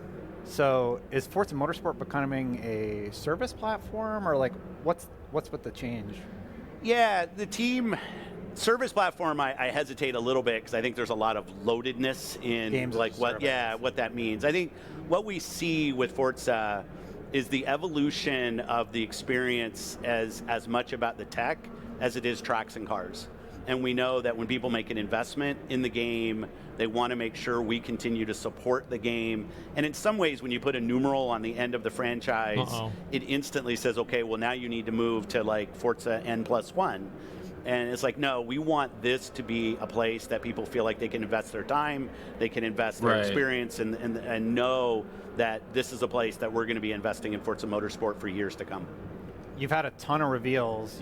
Avowed was revealed. Yeah. What else do I have? South of Midnight. Perfect Dark, South of Midnight, Hellblade, Hellblade 2, Senua Sacrifice. I don't know if it's like I feel like I like that in terms of MMOs, but I don't know if every game has to be like. Perfect Dark is like the OG release title for original Xbox. That's intriguing. Option to make like a racing game like that. Why not? Well, I feel like games like that lose momentum. What's interesting is he talked about, Asmon mentioned calling for another Gears of War. And then you'd be going into Gears of War 6 at that point, I think. And something that I've noticed with Microsoft, I actually used to be an ambassador for them when I worked for the big box department store selling laptops. And one of the things they said about Windows 10, the last iteration of Windows ever. You're never going to need to upgrade to a new version of Windows. Oh, hey, Windows 11. Who are you? So, you know, I hear about, oh, we're not going to call it Forza Motorsport N+1 because we want people to invest their time in this. It's like, okay, dude. But then you're going to call it Forza Motorsport something, and it's effectively going to be Forza Motorsport 2 of whatever Forza this is. 23 and beyond, and sort of like what that's looking like for Again, Xbox. maybe I'm just not the audience. What I can say is we're going to have more beats to talk about. Yeah, maybe I just more I of don't, what we do because maybe the I don't content resonate with lineup that is audience, so I don't strong. get it. And I That's say the way that I think it. completely think about them. recognizing that 2022 wasn't so strong. But you know, we have our biggest booth here at Gamescom, and we have a huge presence. I think there's like 30 plus playable games on our floor, a lot of first party games. Towerborn's here, Ara's here, obviously Forza is, so like it's awesome to see the footprint that we have in the game portfolio from our first party, from partners, from Game Pass, all of it. So I think what you're going to see from us, where maybe the last couple of years we've been more on an annual in terms of when we talk about our games around, I still call it E3, around the E3 timeframe. This year we did Developer Direct in January. We did our showcase. We're here in a big. Yeah, it's sad that we don't have E3 anymore. It is. Like now everybody does their own show. We've ever been at Gamescom, and you're going to see more regular times to talk about our games because we just the portfolio is deep enough that we can support that. Matt Booty promised us 4. Yeah. Are you on track for this year? Well, let's see specifically what he said. Yeah. 4 Hi-Fi. first party per year. We more than that this year. If we start with Hi-Fi, Minecraft Legends, Redfall. Maybe people don't want to give us credit for Redfall. I get it, but I understand. Starfield, Forza. We just dropped Age 4 console last night. Yeah. Awesome. I'm gonna play that. And then going into next year, absolutely. Like we have talked about it as an aspiration. Age for console. Now we talk about it as our plan. Yeah. Okay. Got it. Big news, everybody. I don't know if you heard. Final Fantasy XIV is finally coming to Xbox. Yeah. I got to go to the show. That It was awesome. really cool. Yeah. I've been covering that story for like a decade. Like Yeah. since I started at IGN. You've been a proponent for it. Yeah, I've like that community is so welcoming. It's an amazing, amazing community. Being there with at the Final Fantasy Fan Fest thing was awesome. The first time I'd ever been. It's just incredible. And that'll be huge for the player base. Huge influx of players. That's what they should be doing with World of Warcraft. Did I hint, or was it the CEO of Square? Someone just said, what about WoW on Xbox? What about WoW on Xbox? Clear on who was hinting. So where's Final Fantasy VII? Are we going to get 16? What does that mean? Good question. I recognize. I feel like they're probably going to bring it out. I wouldn't be surprised if Final Fantasy 16 came to Xbox after it came to PC. I bet Square Enix is asking for too much money, and they just keep passing the ball to them, saying like, well, we're not gonna like fork over that much percentage points, so do you want to be part of the Xbox brand or not? When people buy an Xbox, they want to make sure the great games that they want to play are coming. They don't want any weeb shit And on there've it. been, if there's any publisher out there where that hasn't been true, Square is one of the top profiles. So, like Sarah Bond and I know, like, fly to Tokyo, have conversations, and we've spent a lot of time with Square. There's obviously business deals and relationships that will have to get worked through on certain games, but I'll say it was really great to have the CEO of Square and Yoshi there be to just talk about their commitment to Xbox, because I can say, like, I'm the head of Xbox, blah, blah, blah. But having the CEO of one of the third parties make a commitment to the platform, I thought was a really meaningful step. So you'll hear Well, more. you've got to look at it from Square Enix's perspective. They kind of got fucked by Sony. Yeah. Because Square Enix releases Final Fantasy 16 on a console that's had distribution issues for 2 years. Yeah. So a lot of people aren't going to be able to play their brand new game that they've invested fucking probably tens of millions of dollars into. Right? There's a contract with Sony. Yeah, they got fucked by Sony. Because Xbox just has more players now. Oh, yeah, but like now the problem is there's a lot of people that there were issues, so they bought an Xbox instead. They bought a Switch instead. They decided they weren't going to buy a PlayStation 5. Or they had the money then, they don't have it consoles. Now. Like, for whatever reason, it's not possible or it's not happening the PC route. Or I'm not going to push them. Like, they're going to have to find their own rhythm. But having him make a commitment to Xbox was really important, both to me and I've heard it from the community to the community as well. And 14 was more of a commitment. Yeah, you can tell me off the air, but we got to go right now. Phil, don't go anywhere. We're going to have a few more questions for you. Thank you for watching, everybody. For more on all things gaming, keep it right here at Gamescom with IGN. I'm glad they asked about mods for Starfield. I never even thought of that. That's really important. Square first sales were fucked because you were having money from one platform. Well, all I'm saying is, like, it's not good for a game, and it's not good for gamers to have console exclusivity. Yeah. Like, there is no upside to the consumer that Ever. a video game releases only on PlayStation, or it releases only on Xbox, or only on PC. It only ever benefits the company to do that. And I was saying people have steered clear from consoles and started going the route of PC, but there's no question the console market is still like billions more, if I had to guess, compared to PC. There's just way more people buying something where it's like, I don't have to put any thought into building a machine or maintaining it. They're just going to make games designed for this thing. It's going to be optimized. It's easier for the developer. So, like, I get it. Well, they're not. Well, what I'm saying is that they are consumer unfriendly. Because, like, if you already have an Xbox, how is it good for you that you have to spend $500 again to buy a machine that's basically an Xbox, but it's called PlayStation? Just to play that one thing, and then, then you start getting a collection of friends who might have PlayStation as well. So there are games that are across both consoles, and you have to make the decision, do I want to get it for Xbox, or do I want to get it for PlayStation, or do I want to buy the game 2 times? It's brutal. As though it's never the dev's intention. Oh, I know that, of course, right? But yeah, I think this is a great interview. I'm glad they asked about mods for Starfield. The Redfall stuff, I feel like you should let them live past that. I mean, listen, Redfall was fucking garbage. Everybody knows it. What? Nicknamed Deadfall. Don't forget Nintendo. Oh, Nintendo does exclusives worse than anybody. Yeah. Oops. Nintendo does exclusive streams where they're like, don't stream this. You're not allowed to stream it. We're going to copyright you. Oh, yeah, there can be small advantages. I'm sure there's, like, different things. Exclusives help fund game development. I feel like games get released on all platforms all the time. Give me I don't an like example. This argument that the only way was so you couldn't heard of have that. a game unless it was an exclusive to a console. You have plenty of great games that are exclusive to consoles all the time, or that aren't exclusive. Yeah, come on. Console exclusives are the dinosaur version of battle passes. Yeah, I like that. That's good. Exclusives result in good competition. That's a Not a poor fan argument. of them, and I think that it's great that Square Enix is working with Xbox, and I hope we see more of their games go to PC as well. I think that the lack of availability of PS5s for so many years, definitely. Everyone I think hates it's hurt, exclusives. That's right. The performance of something like Final. I can't think of an exclusive that helps healthy competition in game development. Because when you think about the old console wars, should I get an Xbox? Should I get a PlayStation?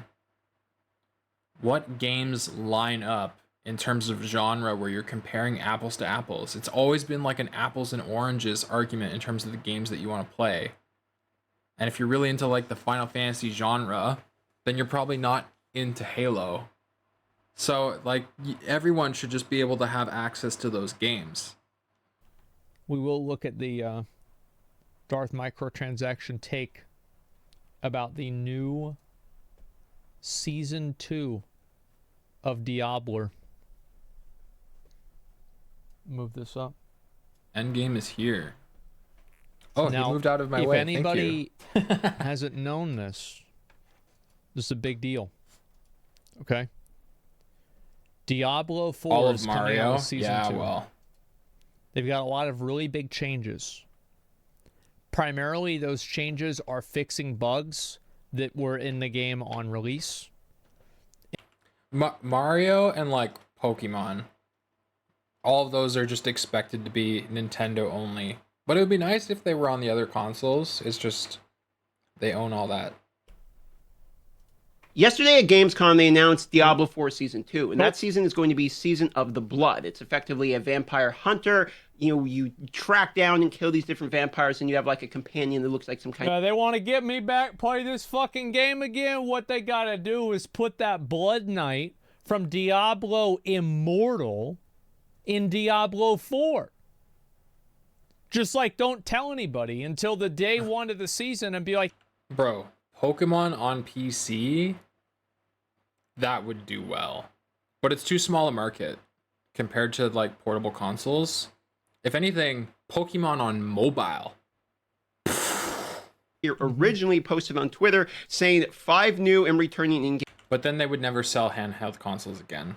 Anyway. And stash storage, updates to resistance and status effects, and then if you go here, they actually have more details of these. Now, the things that we need in the game currently going into Season 2, we need some quality of life, but more than anything, we need things to actually do. We're looking for in-game content. At the moment, the in-game... There's something to do besides doing nightmare dungeons. Like, this is why PoE is a better end-game activity game than Diablo. It's because there are so many different ways that you can play PoE at endgame. But in Diablo, especially now with the nightmare dungeon changes and the problem with making that game... Sorry, I'm still on a Pokemon tangent, but making Pokemon available for mobile would just further enable people who already crack their phones, because like majority of the market is, as far as I know, is not iPhone. I think it's Android, and people can easily jailbreak their phones and get ROMs and emulators of the game. Making files specifically for mobile, people would just pirate that. So, keeping it in their own ecosystem is just anti-piracy efforts, in my opinion. Yeah, now, if you go in and you look at these sort of patch notes going in the future. Look at this tier of like Asmon, him, me. After the ending of Season 1. Great. And then they kind of break down for you. There's a new quest line, vampiric powers to wield. I can't wait to socket those into my 2 rings and my necklace. Those will be very fun. Hopefully they this time around they add armor onto them proactively. 5 additional in-game bosses. Now, if you look here, this is a little posting which would say new and returning foes for additional in-game challenges. So these say in-game challenges. I'm hoping that means it's not just new dungeon bosses at the end, but actual new big bosses that will have some kind of structure into giving rewards that actually matter and reasons to actually do them. That is what we're looking for with this. We don't just want 5 bosses on the map that there's no reason to kill. Well, the thing is, like, you need to give the bosses... This is what I think. You need to give the bosses, like, unique loot tables. Like, you want Watcher's Eye, you kill the Elder. You want the Savior, you kill Cirrus. You want I don't fucking know. Ashes of Dust, whatever the hell it is, you kill Searing Exarch. You have to add in unique item drops from these high-level bosses. So doing the high-level bosses matters. Because why would somebody go and spend 3 hours, or not 3 hours, but 30 hours learning Uber Lilith? Why would they do that? Just to get nothing. Another version of the red horse they already had. We ignore, for instance, like, you know how the Hellfire area has got the roaming boss, the, you know, Kha'Zix basically that runs around. You can kill him. Not really a reason to purposefully go hunt him down. Forgotten Souls you can farm elsewhere. So we're looking for bosses that are on the map that there's a reason to actually do. So that's what we're hoping to see with the 5 in-games. Now, I don't want to see bosses in the open world, because open world bosses are always target dummies. They're either target dummies or broken. There's never going to be a fun outcome of a world boss. Like, even in Classic WoW, what were Classic WoW world bosses? Everybody doing a countdown from 5 to mass report people in general chat to get the people from the other coalition account banned, so it's harder for them to make groups to compete with you for the world boss. Yeah, that's literally how World of Warcraft played. I want this thing. These are the bosses I have to farm based on these drop rate percentages, etc. So, yeah, that's how it should be designed, because that's just player expectations that are set. And you're gearing towards the players who played Classic WoW, to be honest. You're dealing with Classic WoW Andes who are playing Diablo 4, because it's the casual game that they come home to after work and they just want to crush a couple hours. They need to know what to do, what to grind to get what they want. Have a better chance of winning your local lottery or Powerball than you do actually receiving an Uber Unique. So at the moment, they're basically not in the game. For most of the people that spent the money on the game, you basically can't get them. So when they actually say something like better target farming of Uniques and Uber Uniques, the target farming of normal uniques, that's pretty good, because people still can't get things like Tempest Roar, etc. if you're trying to get specific uniques. But Uber uniques is the one that makes... Yeah, I got lucky as hell. Like, I got the Ring of Mendeln. I got that so early, man. I think I got it like level 75, and it had a perfectly rolled affix. It was nuts. Me curious, because if this is actually farmable by not really the average guy, but somebody who's trying, you know, like in old school runes, you should be able to get every item that you want within one season. Sure. Agreed. I'm gonna say it. It's that kind of game. And I think that the Uber Uniques, I'm gonna say something crazy. I think the Uber Uniques should drop from the Uber bosses. I don't know. I'm just crazy, I guess. But I think that'd be a cool idea. You fight the Uber bosses that are really hard, and then you get really good gear from killing them. Wow. Never been done before. You can target farm pets if you go and just kill that boss a whole bunch. Yes, it's 1 in 5,000 drop rate and things like Zora Pet, but at least there's lots of people that have it. It is doable. You just got to go get your grind on. So that's what we're looking for. Exactly. You want to be able to grind it out. Now, I had somebody that doesn't have a brain in my chat. Oh boy. And he said this. Oh no. You're gonna get a mirror in a PoE season. You dumb fucking idiot. You can trade in PoE. How can you possibly fucking compare the two things? You can't trade in Diablo 4. How can you be so fucking dumb, man? Wrecked. How you do that? You idiot. Probably doesn't play PoE. We're looking for a pinnacle reward from a pinnacle boss. Now, as we move forward here, you're going to notice renown rewards. So rewards will carry over when completed on any prior character beyond Altars of Lilith and map discovery. This is a huge addition because I've said this before. And I flip-flopped a little bit on this one because originally I thought, oh, it's not such a big deal. But then when I actually got into seasons, I realized it is actually a big deal. And people don't want to do the renowns, especially I since... don't not do the fucking renown again. They tell me do that shit, I quit the fucking game. And they heard that, they said, all right, fine. And they're not going to make me do it again. Thank God. Good. Thank fucking God. Sounds like a time waster. If you do it on hardcore, you don't get the rewards on softcore, which to me doesn't make sense. Hardcore is literally a harder difficulty. But what they're actually doing here is they're making it where your rewards will carry over into the future seasons. In fact, they even say that includes potion charges, skill cap, oboe cap upgrades, Paragon points. So all of them, effectively all of them, we no longer have to worry about refarming the renown. This is a giant W because this is something that is, in fact, making people quit the game. I know some of you might not mind. It's not even really quitting the game. It's like a barrier to entry. Yeah.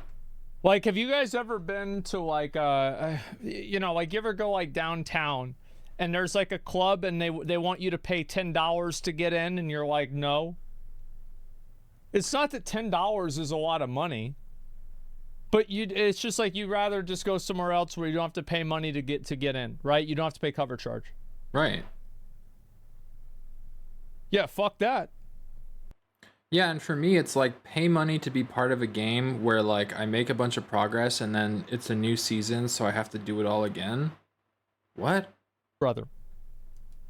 Mind doing it, but the reality is some people actually do mind doing it, and this is something people have been very vocal about, that they want this change, so it looks like we're actually getting that change. Now, if we scroll down here, more efficient inventory management for gyms. Okay, Yep. They mentioned the Paragon points, skill points, potions capacity will carry over into new seasons once you've done the internal or previous seasonal realm. So if you've done it, you're done. We no longer have to refarm this. They are giving up the battle of pushing back on this one or anything. It's just fine. That's what you guys want. That's what you guys get. Now, they're changing to the functionality of status effects such as vulnerable, overpowered, critical strike damage, and also elemental resistances. I think vulnerable should be for rogues only. Big caveat here is elemental resistances are not good. We know that. They mentioned it'd be fixed by season 2. They're doubling down and basically saying resistances will actually be a thing in season 2. The interesting one here is vulnerable critical strike damage. They've already nerfed it. It's still the best. We know it's still the best because when they went to buff uniques, they actually made those stats onto the uniques, and they also put cooldown reduction, another one that they buffed on some of the uniques, because they know it's the best. We know it's the best. And I am very sad that they nerfed cooldown reduction because I like hitting the buttons. Like, because, I just like hitting the buttons. That's why. It's the way to make an item actually good. It's still put those stats on there. But they talked about in one of the other ones I campfire understood chats that overpower, like these other type. As someone who doesn't play Diablo, often for the reason that you just have to do a lot of left clicking, pushing buttons does sound more fun. So the fact that that's not the case, ugh. Overall structure of just building vulnerable and critical strike damage. Smart. Now, while nerfs do not feel good, I myself roasted the patch when they nerfed all of our damage, and it just felt bad to play. People don't like to be factually weaker than they are.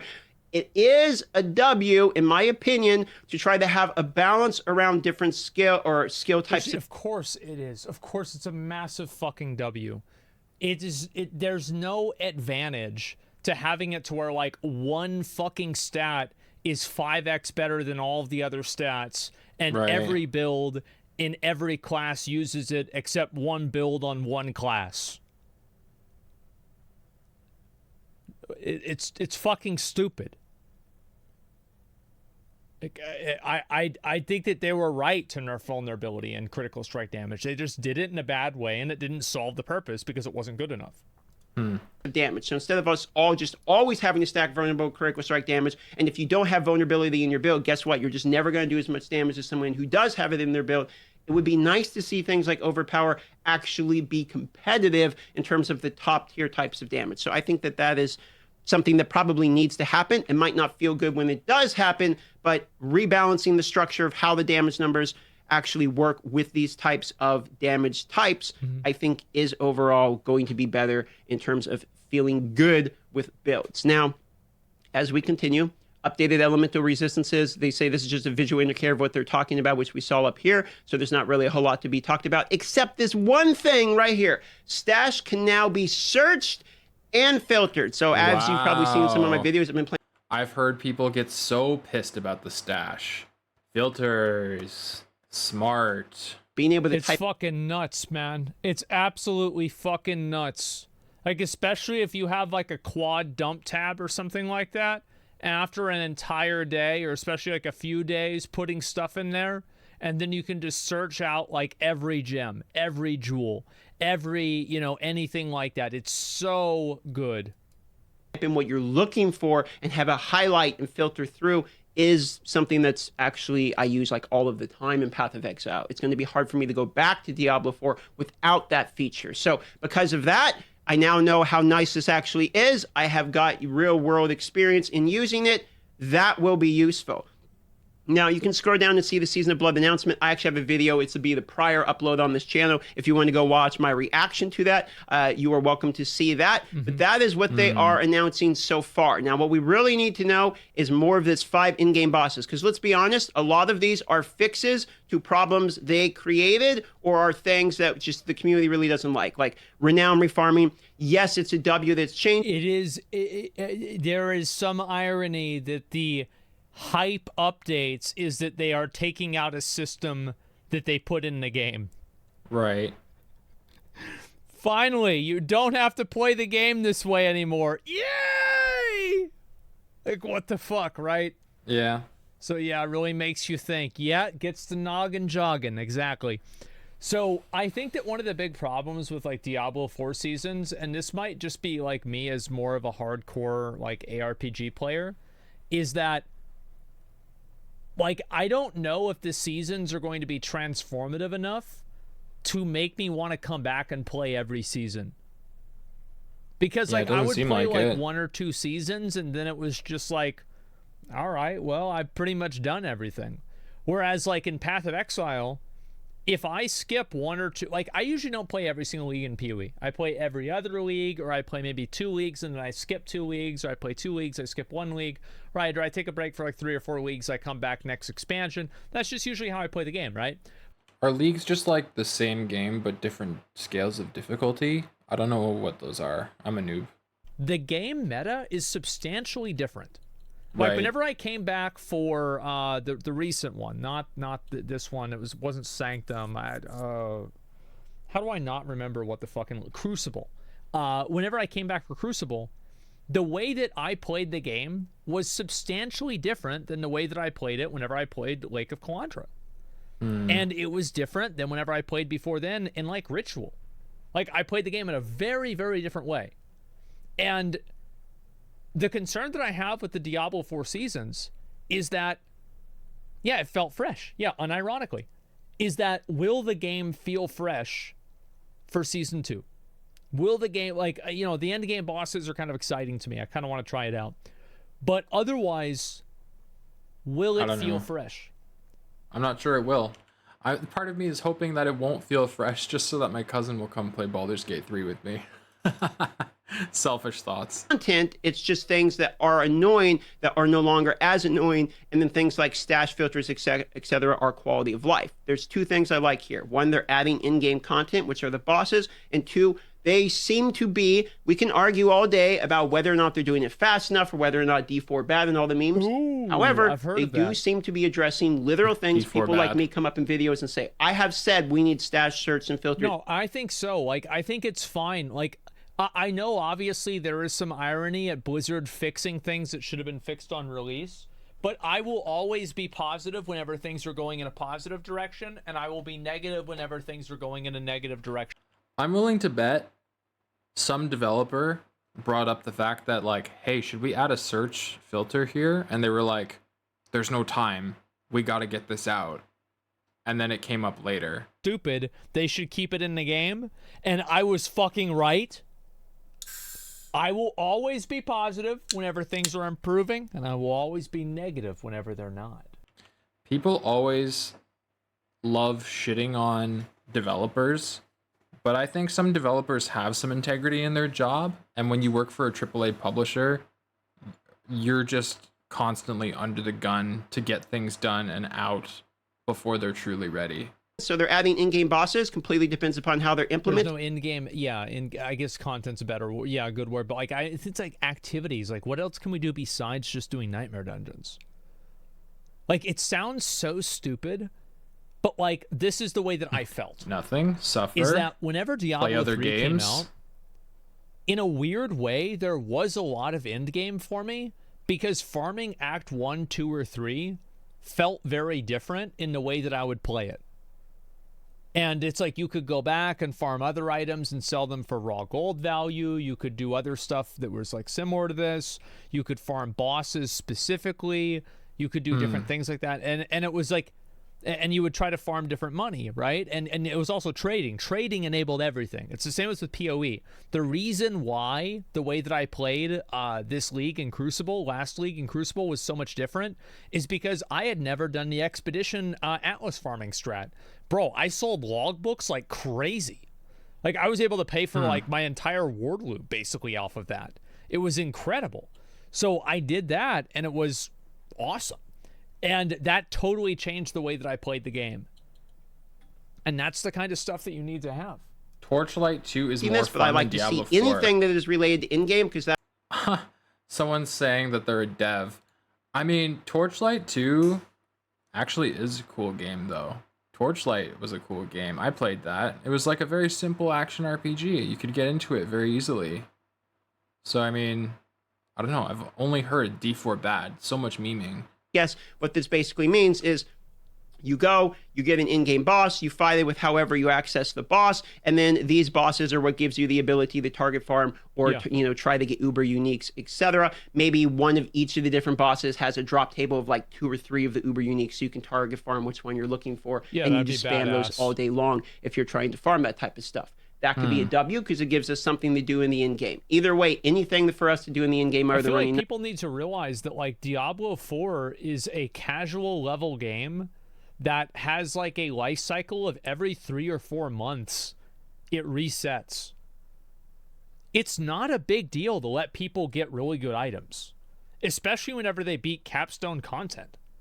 It's like Wargwaves from Illidan, or Atiesh from Kel'Thuzad, or Thordile from Kill Jaden.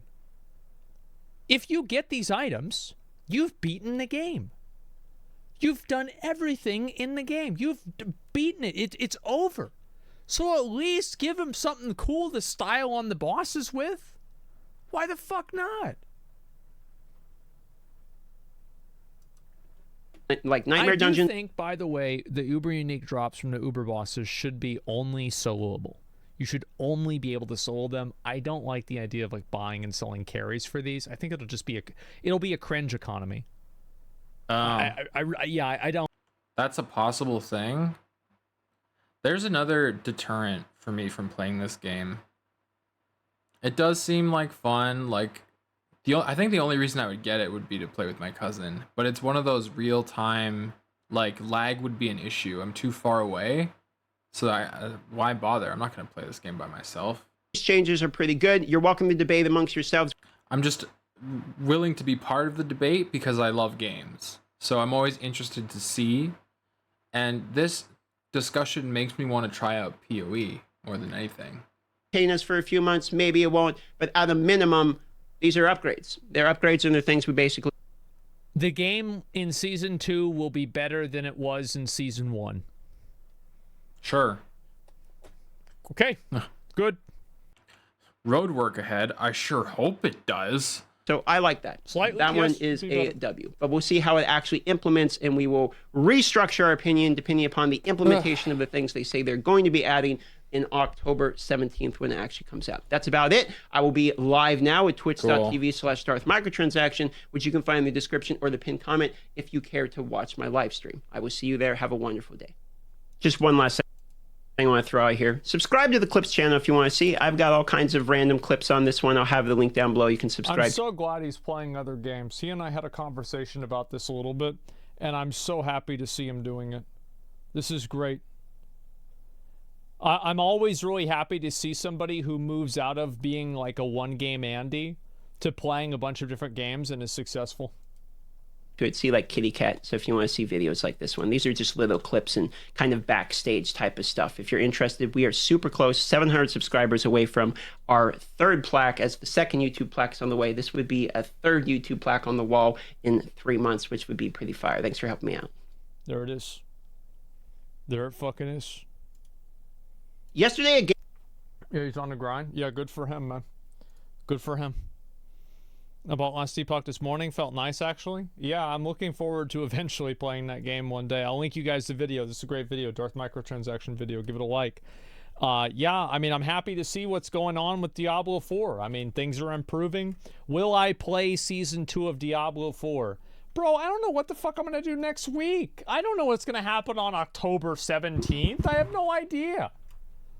But you should know. We'll know then. I'll probably play it for the first couple of days, and then I'll quit. Quit the game forever until I come back. This was the official release of Last Epoch? I don't know. I don't think they've said anything. Yeah, there's a video right there. I'll link it for you guys again. Excited for Armored Core 6 tomorrow. Yes. I am extremely excited. I will be playing Armored Core 6 tomorrow. I thought it was coming out the day after tomorrow, but apparently it's coming out tomorrow. Or like it's coming out today later on. Whenever I wake up, it will either be out or it will be coming out. Comes out in 10 hours. I am not going to be going live in 10 hours to playing it. I will just play it throughout the night. I plan on going live earlier in the day. Actually, probably not. I will probably be live at the same time, and I will probably play Armored Core for like 6 hours. 7 hours. Like, I am ready to big dick that game. No reactions tomorrow, boys. And I will go to sleep, and I will wake up, and I will do it again. That's it. That's it. Fucking no promises? Bro, it's not a promise. Like, it's just, it's what's going to happen tomorrow. Like, I mean, that's... WoW Hardcore? I mean, I'm sorry, but, like, I would rather play Armored Core 6 than replay World of Warcraft Hardcore. I will probably make a hardcore character after I beat Armored Core 6. I will probably do it. And it's not that I feel so bad that I haven't played WoW recently. Because, like, it's not even that I don't want to play WoW. Like, I have you read the comments on your recent Holocure YouTube video? Are people mad? What do they say? No, I don't read the comments in almost any of my videos. Where is this?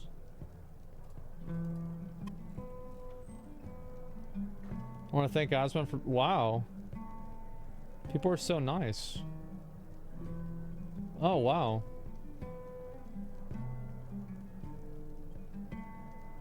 If you're not a Hololive fan, this is a great game. Huh. Damn. I thought it was people that were mad. Yeah. I just usually assume that's what it is. This is probably just people that are pissed off or something. Read your comments on your Baldur's Gate 3 early access gameplay. Oh, from like back in the day? I don't know what that is. Killing Floor is actually pretty fun. I heard people say negative things about that game, actually. Now check the Wayfinder video. What do people say about Wayfinder? Oh boy. Let me see. Wayfinder, like, people are probably shitting on it.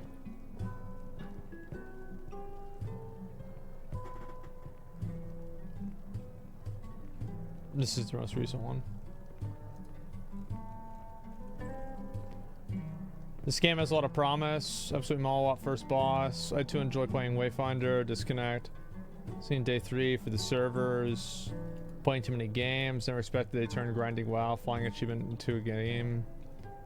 Asmon's probably as frustrated everyone else. Figured out your ability. Need to fix this shit as soon as possible. True. Wayfinder.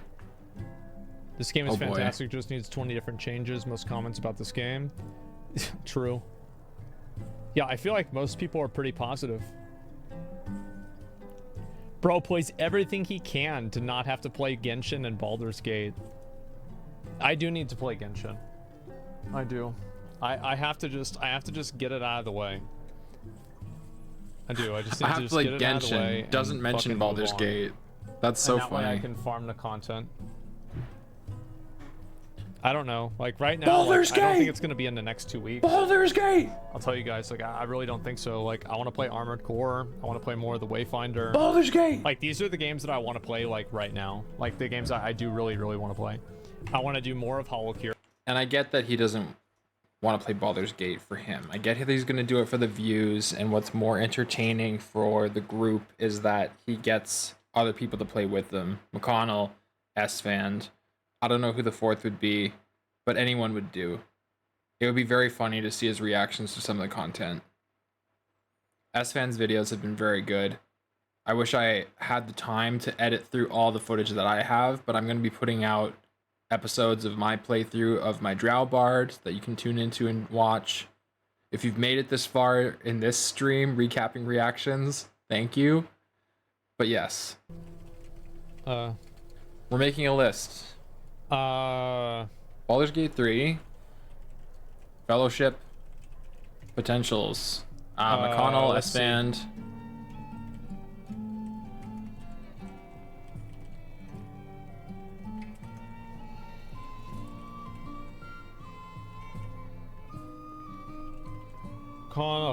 McConnell, S-Band. Oh, Grayson, right.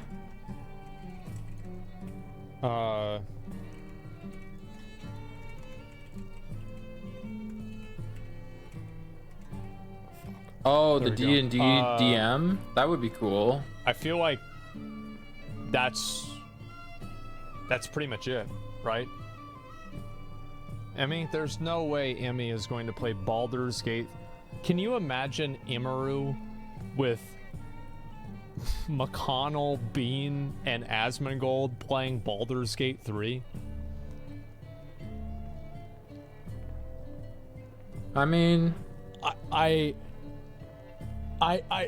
cannot imagine how bad of a time that she would have. yeah. I think the party would turn against everything she would want to do. Yeah, that's content. I don't know, man. Just tell her to, because you're You her know, boss, VTuber maybe. Silvervale, that would be a good option.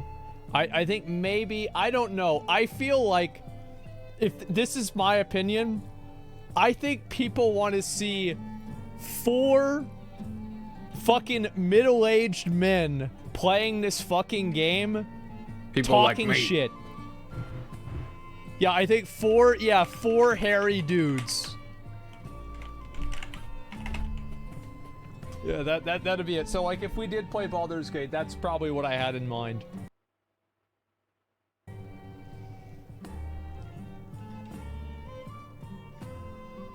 That's badass. Yeah. Content with Emmy. I don't think that she could handle it. I will be totally honest. 3 hairy, Because 1 like the way bald. that I Oh my act on God. stream is like a lot different than I act in real life.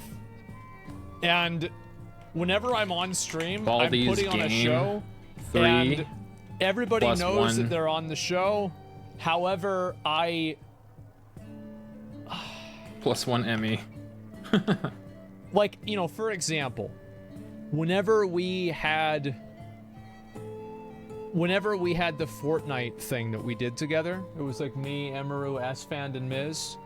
I could tell they were kind of annoyed by me because I was talking the entire time. I was loud. I was yelling into the mic because I wanted this to be entertaining. Streamer friends rough it? Yeah, I the way I stream is a lot different than the way I act in real life. You Yeah, avoid them? that's I did. fair. I did because I was there to put on a show. Yeah.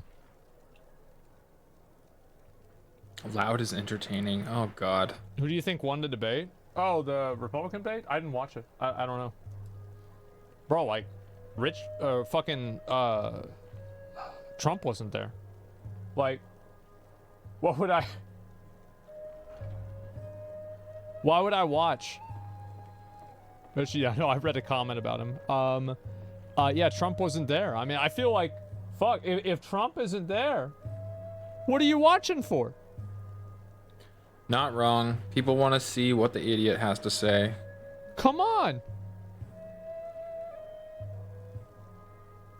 They're so fucking lame. Yeah. No Trump equals debate under. Bro, they're going to be talking about like policy, the direction of America. Bro, I want to talk about how Rand Paul has stupid hair. Like, I want to talk about like Trump talking about how big his dick is on the debate stage. I want to see like, oh my God, like, what are we doing with America? What's our relationship with Israel? Oh my God. Oh fuck. How about is Rosie O'Donnell still fat? Yeah, Oh my let's God. find out about that. I want to know about this. Yeah, Palestine. Oh God.